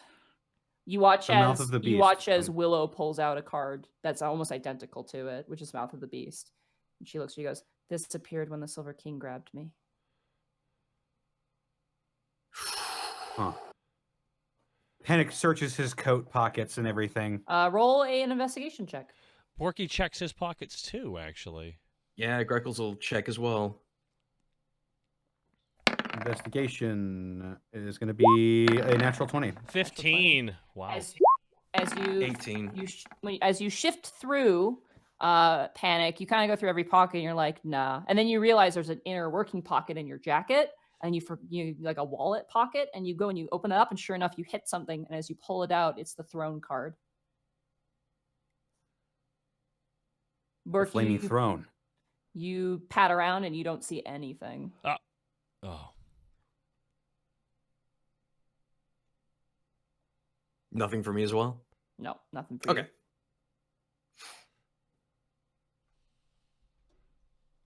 Willow at this point is like actually like just pulled out her spell book and is starting to just write shit down at the moment. I don't know This if is this will crazy. even I mean, do anything, but Cass kind of just like clenches his fist and like pushes the fist against his chest and looks down at himself. Anytime you want to make yourself known or speak to me in some way, give me a sign, make my chest hurt, something. You lift up your hand and nothing happens. Fucking of course. this is a lot of... These don't seem connected. All of these incidents with the Tenebrous Demon, all of the guards suddenly turning crazy or being charmed or being body snatched or something. Is this city being taken over? I think Willow it may have kinda already been. Willow looks over to Enceladus. The book, please, and he just hands her the Yugoloth book, and she slams it on the ground and starts like going through it. Like as you guys are talking, she looks like a math thesis student surrounded by textbooks at the moment, just writing shit down. If they're charmed, I can help with that. My music can interrupt the arcane effects that are affecting their mind if they're charmed. But if they're not, and they end up being enemies, then once again we'll be right back to square one, and you'll just be attacked. Naragan, I have not been here for 5 months, it seems. Has Athena spoken of anything to you having to do with a mirror? No, just that she's in charge of it now, as it is her duty in her father's place. A mirror. Hank pulls out It's the old man. related. It's related to Orthoc, but it is a mirror. It is meant to be a representation of Orthoc's reflection of ourselves. It's Dragonborn mostly, dragon folk. He kind of points down to Task. I mean, mortals can look at it in some ways, but generally it relates more to the scaled folk who have dragon heritages, if you understand. The old man who used to run the joint, he claimed that he actually placed his trust in me to find another mirror, something that's actually hidden underneath the city. Well, maybe I can use this mirror. And he pulls out the broken scrying, or the cracked scrying mirror. Oh, can I see that? Willow kind of lifts up her hand. Absolutely. Okay, she puts that down. You see now that she's writing down a bunch of stuff. She's going to take a lot of statements from you. I'm assuming you guys tell her what's been going on. Oh yeah, Man, she is a smart cookie. She is. She has a plus 10 to anything that is strategic. Oh, damn. Yeah. Task before he hands her the grandmother card so she can look at it, he keeps his hand on it. When I met Azra Sahar, she spoke one truth to me. The reason why Task looks over at everyone else, the reason why we have a gargoyle stationed on top of us. If my death my death could have been the key to a lot of kobolds still being alive. What she says and anything she claims can be justified. I am a serial killer in the guise of a hero, and I hand her the card. I'm sorry, we have a what on our roof? Kiwi says. Yeah, Panic, as soon as he said gargoyle, looks right at Kay, just like... I didn't hear anything. She looks down. She's helping Willow out. As you guys kind of like, Ty brings out some finger food and everyone kind of calms down a little bit. It's a giant group sleepover. Food. Willow rolled a total of 27 on her. Jesus. check. Damn. Nice. She's a dumbass, but she's smart though sometimes. She flips through the books, and specifically she notes out the fact that you guys have been attacked by infernal beings and abyssal beings. Oh, good. No, it's important for the distinction. No, it's Yeah. bad because they're working together. It is. And as you say, like, they're working together, she goes, they're not working together. They're fulfilling contracts. Why would it? They're never they're mind. paying back favors. But whose favors? If I had to guess, it has to be this Arcanoloth. He's here for some reason. What do they care for? Who has the most to lose from the guard not doing their job and turning the other way? The security of the city, and also security of the information, the magical weapons we have in our hold, I'd have to assume. Possibly the entire council. That too. Are you telling me that we have some kind of shadow war going on inside this city? Son of a bitch! Fucking hate you. It doesn't. I'm not even there to slap you. Something about this doesn't scream to me as a takeover. Something about it. I mean, obviously, if they're taking over the guard, that matters a lot, but civilians aren't being targeted. I mean, you guys have been targeted, but you're technically part of the council in a way with Saliandris. But that's the thing. They went after Meryl. Who, like, I love Meryl, but why? They went after us. Anything connected to us, anything. Wait. Borky, do you think this is a trap then? This is a leverage. I think it is a distraction. I think whoever is at play right now, they are going to do whatever they can with any of their resources to make sure we're not looking at the actual problem and only dealing with the symptoms. They took marrow. That was done to distract us. They sent a creature into our goddamn house. That was a distraction. Everything is a distraction. They're scared of you for some reason, but I'm wondering why. If I were an Arcanoloth, what would I want to do? She watches Willow kind of looks down and sees the imp. Wait a second. Hold on. Clear off that table over there, and she kind of drags some stuff over. Borky just tilts one side so it all falls off. Yeah, easy enough. Great. Greckles kind of looks to the other three guys. Do you think they're after lies? Or the attic? Well, there's one thing that's changed ever since we got back, and that's that other crystal. That's right. I think we accidentally stumbled into something much bigger than we first intended. I think they're trying I have an assumption here. This is wild. Just hear me out. So there's an Arcanoloth here, clearly. It's bringing on devils and demons to do biddings for some reason. I think you might be right. I think they were here for the attic because it is very mysterious and it does have ties, I think, to other planes. But there is something about this that concerns me. And she lifts up the imp. I think they can't go back. Do you think they're trying to get back? I think they're trapped. They're trapped here in the prime material plane. Yes, I think they are. So when they get summoned here, they're just trapped? Well, maybe it might be random. It could, I don't know. This is a whole area of study that could take years to understand, but... Are you suggesting Wait a minute. they're coming to us so we can send them back because we're the only ones who apparently are distracted enough to have to fight them? No, I think that they're trying to find ways to get back, no matter what the cost is, but you guys could hamper that. Think about it. The Discord devil. It never did go leave back. either. I don't know what you're talking about, but continue. Willow just kind of leans forward. It's the devil you summoned. Yeah. Would Willow. if Willow. no? Yes. Willow, is there a way that... So, if they can't return back to their plane, and they're trying to find a way back, if we kill them here, do we kill them entirely? It's forever, yeah. They can't go back to the plane that they're from to reform. We're their Grim Reapers, then, is what you're saying. Exactly, which is why they're fucking scared of you.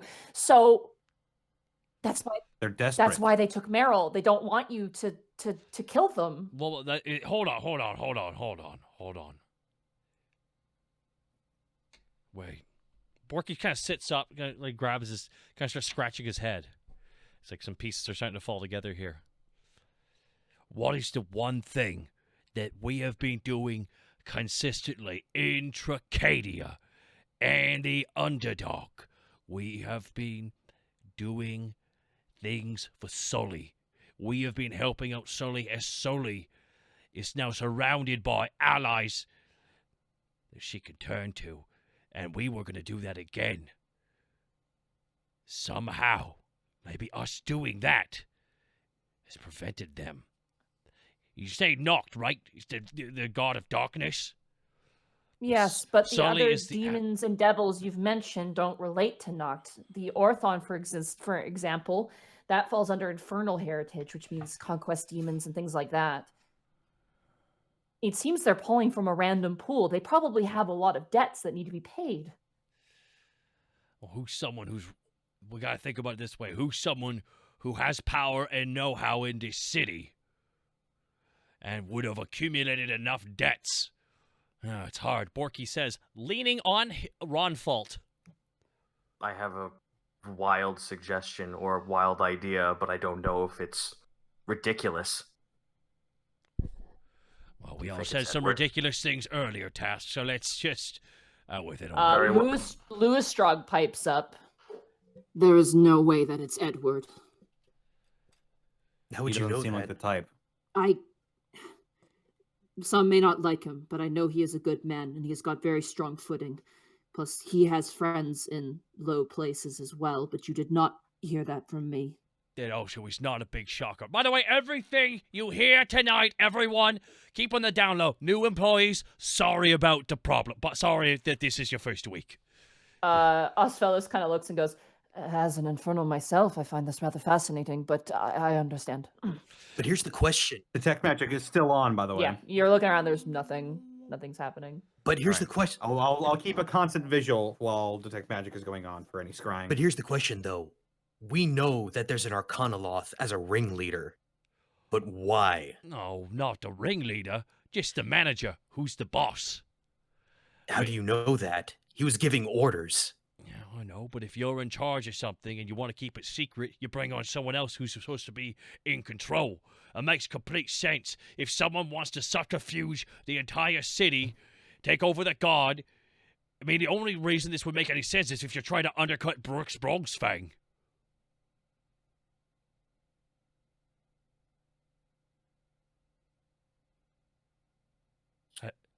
Wait, What? you might be onto something. What? Who's trying to undercut Borg Bronzefang? That, it's that one lady. That one Dragonborn lady and the elf lady. Yeah, two of them. What were they called? What were their names again? Oh fuck. Oh god, the I don't Dragonborn's know. name I don't know. She was from Chelstonia, I know that. Yes. Do you want me to go? I'm trying not to remember. I'm the not name. there, but I could go. I could look it up. Monty, your world's too deep. I know. Was it Irma? The Tale of Two I Characters. thought it was It's Irma Elenum. Irma Elenum was Yeah, the one Blue who Dragonborn. she's in Tricadia though. Like she's all the way in Tricadia. She's like she's captain of the guard in Tricadia. She's So Oh God. Bismati Primtash is the Dragonborn from Chelstonia. She is in charge of the what appears to be the security of the system in some ways, or the. I'd say that's compromised. Yeah. Oh, the security of the city's been compromised, huh? Where?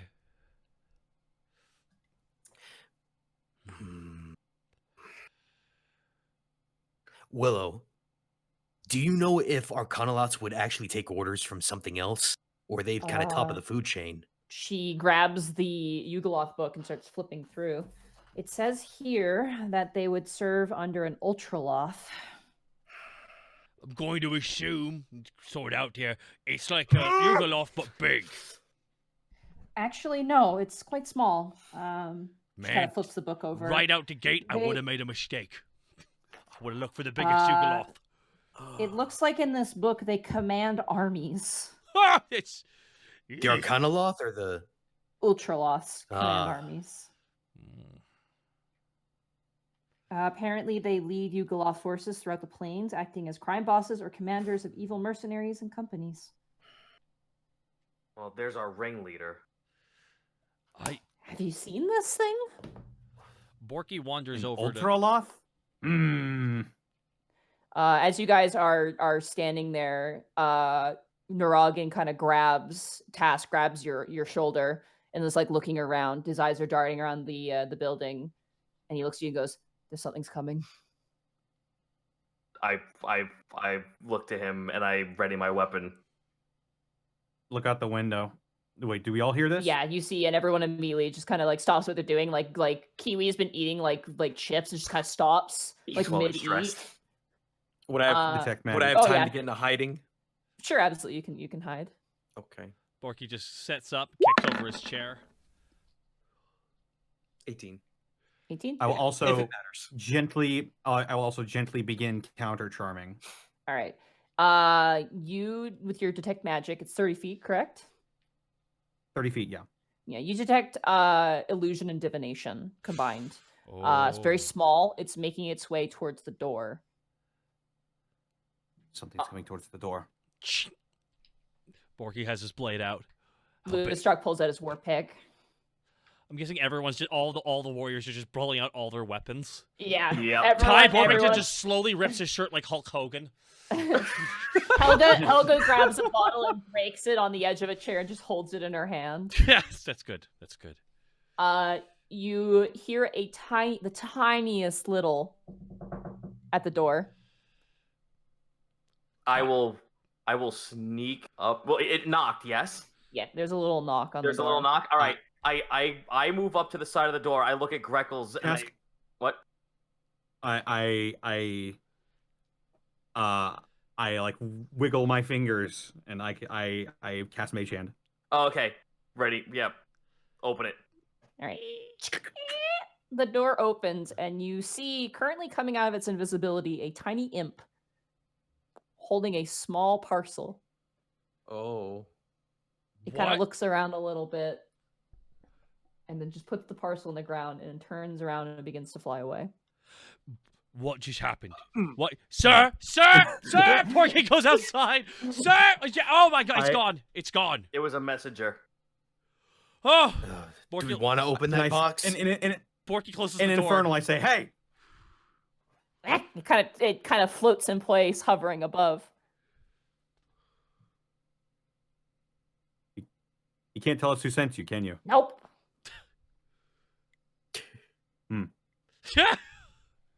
Kind of starts flying away and eventually out of sight. All right, well, I'm gonna go to that box, and I'm looking at everyone else to get ready. The box. I look at them to aim their weapons at it. I still have Mage Hand up, so I could just test the waters in case it explodes. It is gift wrapped, as is tradition in Alabast. It is tied with bow and ribbon. And there's a tag on it that just says "For the Unexpectables." I really hope it's not what I think it is. They know us by name. You're gonna open it up. You're gonna read it. He says, "I have prepared exploding runes." What? No, I'm thinking of something even more grimdark. From Updog. Who's Updog? Ah! And the whole building explodes. I open it. All right, you open it up. The packaging pulls out, and you see there is a small mirror, similar to the one that you guys received, but a bit smaller. And there's a note inside that is folded. Take the note, open it before I bring it over to me. Okay. The note says, if you want to see the girl again, you will have to be a bit more reasonable. Us! I say out loud, we're going to have to be a bit more reasonable. Why? What does it say? I can't read. It says they have Meryl. Additionally, I think down they want to below, negotiate. Additionally, it says down below, feel free to check in. I guess they mean the mirror then. Look at the mirror, Panic. I'll grab the mirror. Okay. It is a scrying focus. I'll have... You can use it to use scrying spells. Okay. Oh my god, all this craziness. Fucking Charlie horse. Ooh. It was cursed. It cursed me to get a Charlie horse. Oh no. Oh no. Monty, am I still flying back, by the way? Yeah, you arrived at this point. Everyone aims their weapons at you as you're coming in. God, please tell me I can fucking kill that imp on the way in. No, he's gone. He's invisible and long gone. Living the life, man. Living the life he is. All right, well, Remy's going to land and then just march in the fucking room and look for Willow, because that's who he was going to talk to. Willow is currently, under 50 pounds of paper and, 5 books, and it's just kind of, still, despite having worked probably for about a solid hour, she's still looking at different options and different things. He's going to tie Volo up outside, and then if the door's not open, he's going to kick it open. If it's open, he's going to walk through. Yeah, it's open. I'm assuming unlocked, but yeah, Remy walks in. Oh, Remy, you made it. Where is Willow? Hello, over here. Have you seen Doros recently? I saw him yesterday. Everyone keeps asking me this. Yes, I saw him yesterday. Remy. I need you to calm down. We got it taken care of. We're working on a plan. No, I want to know why he revoked my access to the higher district. He what? Hey, what? Let me explain something to all of you. Willow, you most importantly. There is somebody that knows a secret about you. 7, maybe 8 people total. But a creature inside, and then he sees the mirror. That mirror knew it. And I want to know why. So where is Doros? He was at a meeting tonight. Do you know where? The Almond Temple in the High District. Almond Temple. So if anybody has any better ideas, I believe that's where I need to go. But if we're not allowed... You just came back from there. Right, well, I'm a little bit more motivated now. Remy, you can't just break in and enter. We might have to. I'm running out of options. And I don't I'm feel more that's than willing to just fly over the damn thing. And I don't feel that's the... Cass looks at the note, the reasonable thing. What reasonable thing? When they have a hostage. Meryl. They're using Meryl as a hostage to try to negotiate with us. I'm well aware, and probably as a distraction too, but the fact remains she's a child. There's something Cass else we need to cringes take at care of. that. Which is why we need to take care of this carefully. We don't want to just rush in. Have you figured anything out? We've discovered that it's very, very likely that whatever these extraplanar creatures are coming from, they can't go back, and they're getting desperate. If we kill them here, they die forever. Terrifying prospect for something that's dealt with immortality for so long. Wait, you're telling me that if we kill these things here, all of them, they stay dead? They stay dead, and they're Soul desperate to gone. get back. Soul Willow picks up an imp and just shows it to you. We're supposed to go back. They don't go back. If I had to assume, based off of demon and infernal hierarchy, if they do go back, they have to start from the beginning. So, meaning they start as just a blob and eventually become a pit fiend. But that takes time and suffering. So, you know. Willow, you know as well as I do, this is exactly what happened in Valithia. They infiltrated from the inside out. I know, but the difference is these things are monsters are a bit more predictable than people are. But at the same time, we're probably going to have to do some things we're not super usually okay with. But we have to remember that if what Greckles is saying is true and these people aren't the people we think they are, then we're not crossing them. We're crossing something else. But if they have Meryl, we have to do it extremely carefully. So what you're saying is we should get our own hostage. Look, do you know anything else? Why are they doing this? Probably to escape, I assume. I mean, I don't know. I'm not them. I'm guessing with what I have. And she's like throwing up the papers. They're desperate. They're calling in for so many favors. They're desperate about something. I assume it's to leave. It could be something else. It could have something to do with the attic. It could have something to do with just something we don't know. Remy. But why us? That's the thing that's getting me. Are we confident they're not working with anyone? Because I hate to say it, but there are outside factors. Remy, let me put it this way. An imp just came in and hand-delivered a package. No provocation. They're desperate for something and they want to negotiate with us. And they asked us to be more reasonable. Maybe we just wait and hear what they say first before we jump to anything so no one gets hurt. That's fair. Why are the rest of you all beat up? Before we do, I looked into Rogan.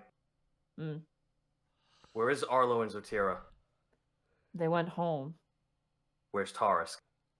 He's in your room. I run the fuck upstairs. He is in your room. He's sleeping on the carpet soundly. Task like sleeping. The absolute nuts of him. Like Task like falls to his fucking knees. There's a tear in his eye, and he almost looks like he's about to fucking throw up. Yeah, you hug him. He's a heavy sleeper, so he's fine. What a lad. For a shatter spell, god damn. Yeah. So he just heard it. He's like my cat where they hear it and they're just like, go back to sleep. Yeah, that's Matilda too. First smash is never a problem. Second smash is. Right, So- is someone going to tell me why everyone else is beat up? I get Greckles. We were attacked here while you were out flying around. Not as a shot against you, but we were attacked by some creature that emanated darkness, and a bunch of us had to say secrets, some of which we weren't ready to say.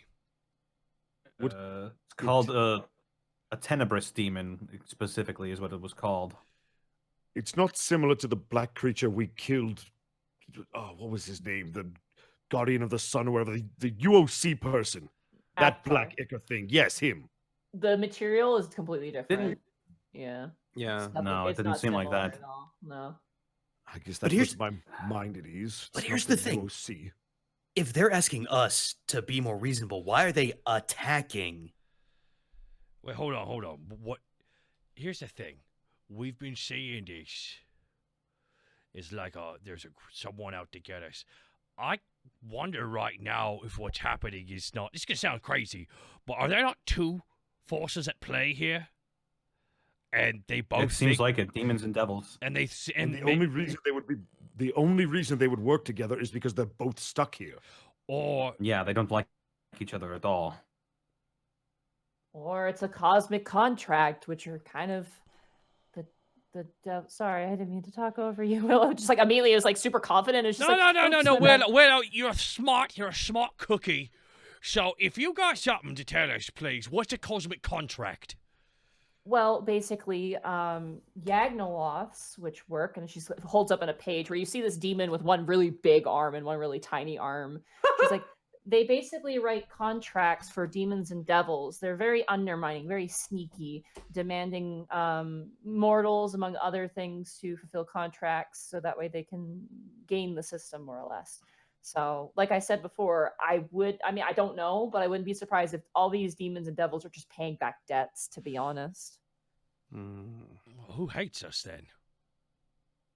It might not necessarily be someone hating us. It just might be we're in their way. In the meantime, you are all tired and you all need to rest. I'm going to set up an alarm around the building, okay? And we're going to have a cycle of people. The business will be closed until such time as this gets resolved. Like, she turns to Helga, and Helga's like, kind of reluctantly nods her head. In the meantime, let's wait in here and just, for Meryl's sake, be patient. We are closed, and if anyone enters this building, they are to be detained. Understood? And she turns to Lustrog, and Lustrog kind of nods, Naragan nods. Vel is like yawning. She's so tired. I have a weird suggestion for everybody. I would advise against going home, as you may be targeted by the guards who may have been taken over by a force we don't know yet. This is really a difficult day. But this is our island in the ocean. This is our oasis, and we're going to shore this place up. Mr. Boppington! Oh, yes!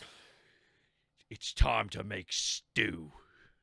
Oh, okay, I got plenty. She disappears into the kitchen. Greckles will wander over. Willow, something actually did happen, or rather didn't happen, that's rather peculiar. When I went to the lower district guard, I went entirely through the complex, and there were 3 men that could have stopped me. And I just left, and they let me leave. They could have easily singled me out and killed me if they wanted to, but they didn't. That's, yeah, I mean, she just shrugs, like she doesn't know. It's fine, just more material to analyze. Greckles, if they were to kill you, they know that there would be no negotiating with us, and that's dangerous for them if they're afraid of not being able to go back to their realm or wherever it is they're from. But that's kind of my point, is that if they were actually after right then and there. I don't disagree. Maybe not all of our allies are lost. Maybe they're afraid of ones we have as well. Yeah, but you're right. Right now, I'm just really concerned about Doris at the moment. I am as well. That's why I wanted to find him. Yeah. Let's get some sleep. I'll start first watch. I'll set an alarm. Bright. You watch as Bright the Barchoba kind of crawls up the side of her dress. You're going to be staying on the roof tonight, okay, buddy? And she kind of scritches his cheeks. As you guys all take a rest, a long rest. All of your coworkers and yourselves, you guys sleep in the main area of the tavern, just somewhere where everyone is close and safe. You guys eat some stew. You try and calm yourselves.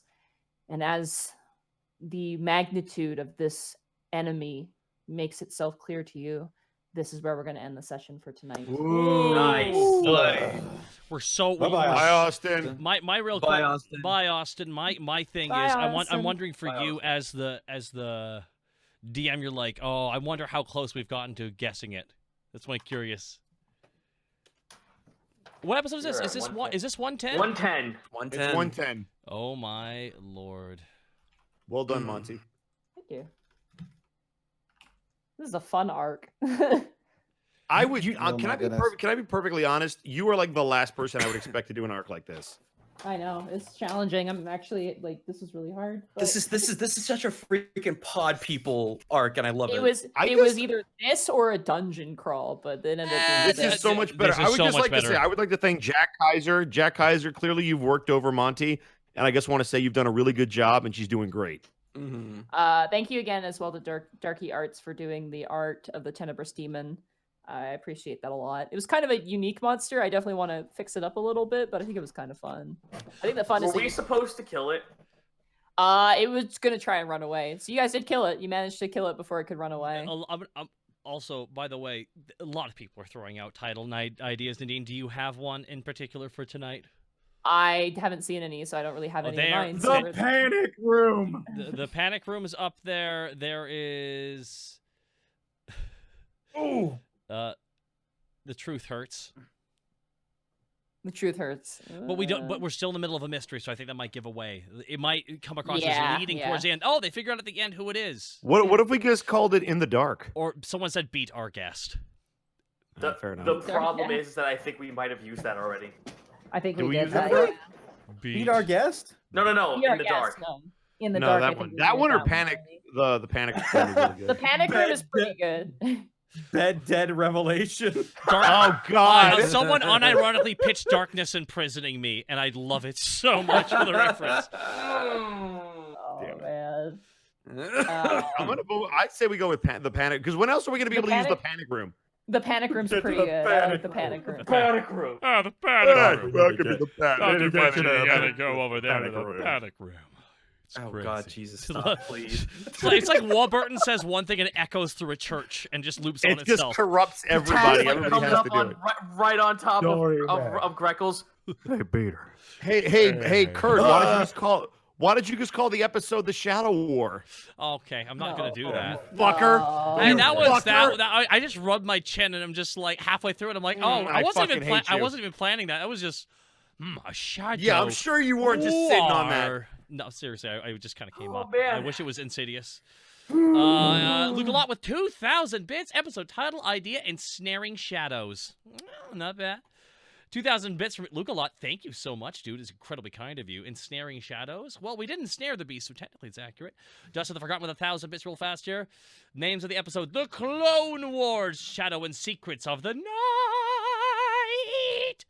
Dustin the guys. Forgotten is a bit wordy, but thank you for the 1,000 bits.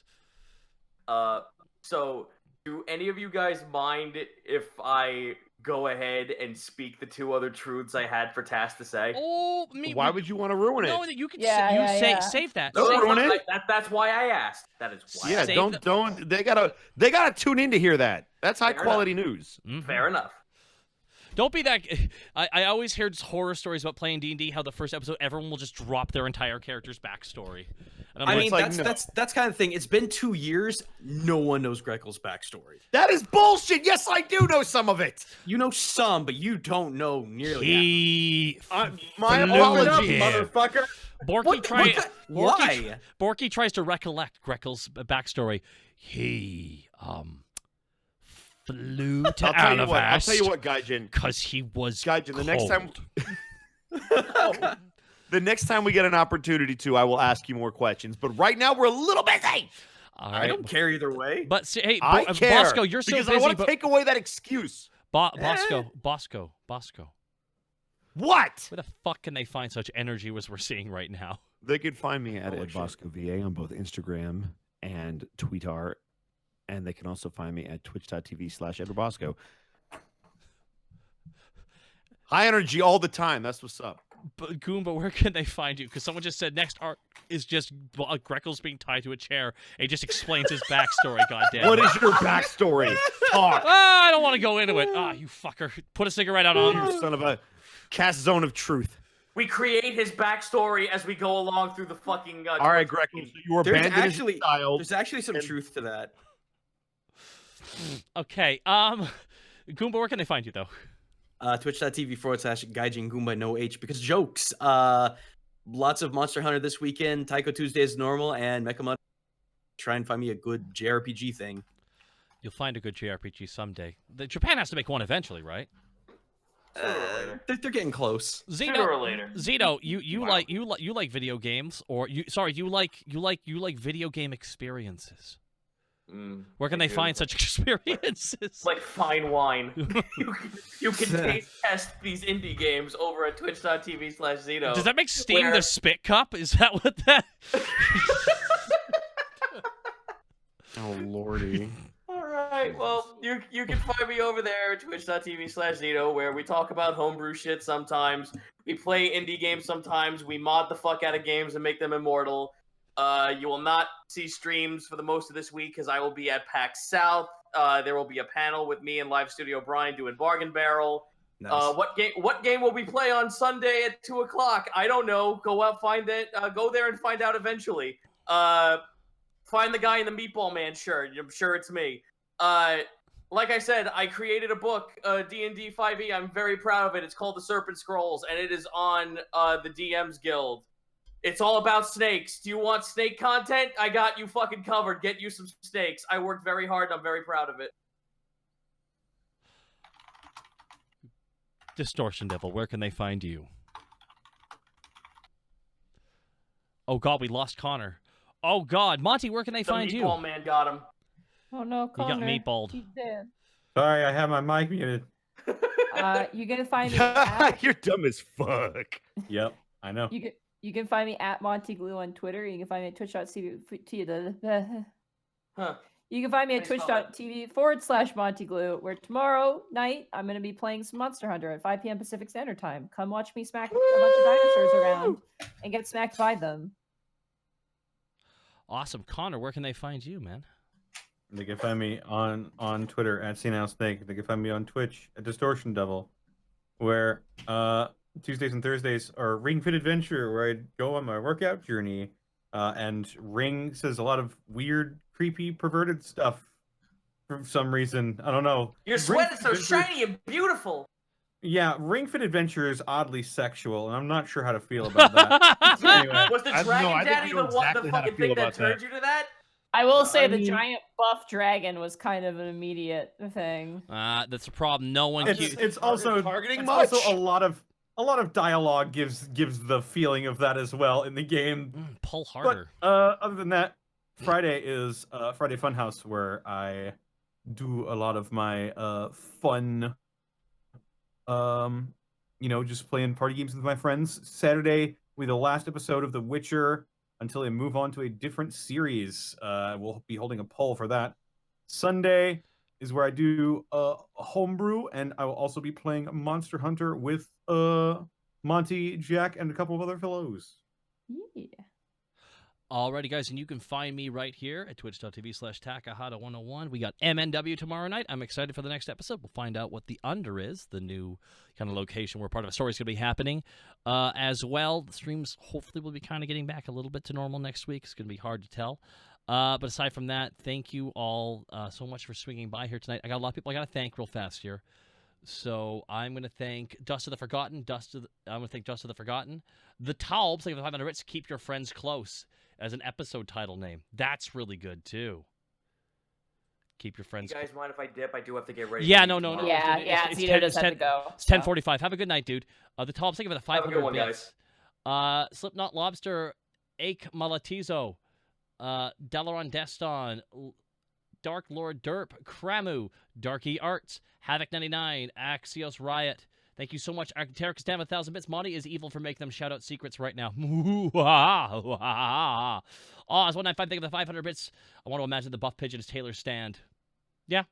Whale Shark DH. Thank you so much. Muscle Wizard 1, Last Kerfuffle, DH Rules. Thank you all so much. Pyrotherium 2,500 bits. I'm so ready for the wave of Skorky art. Oh, God.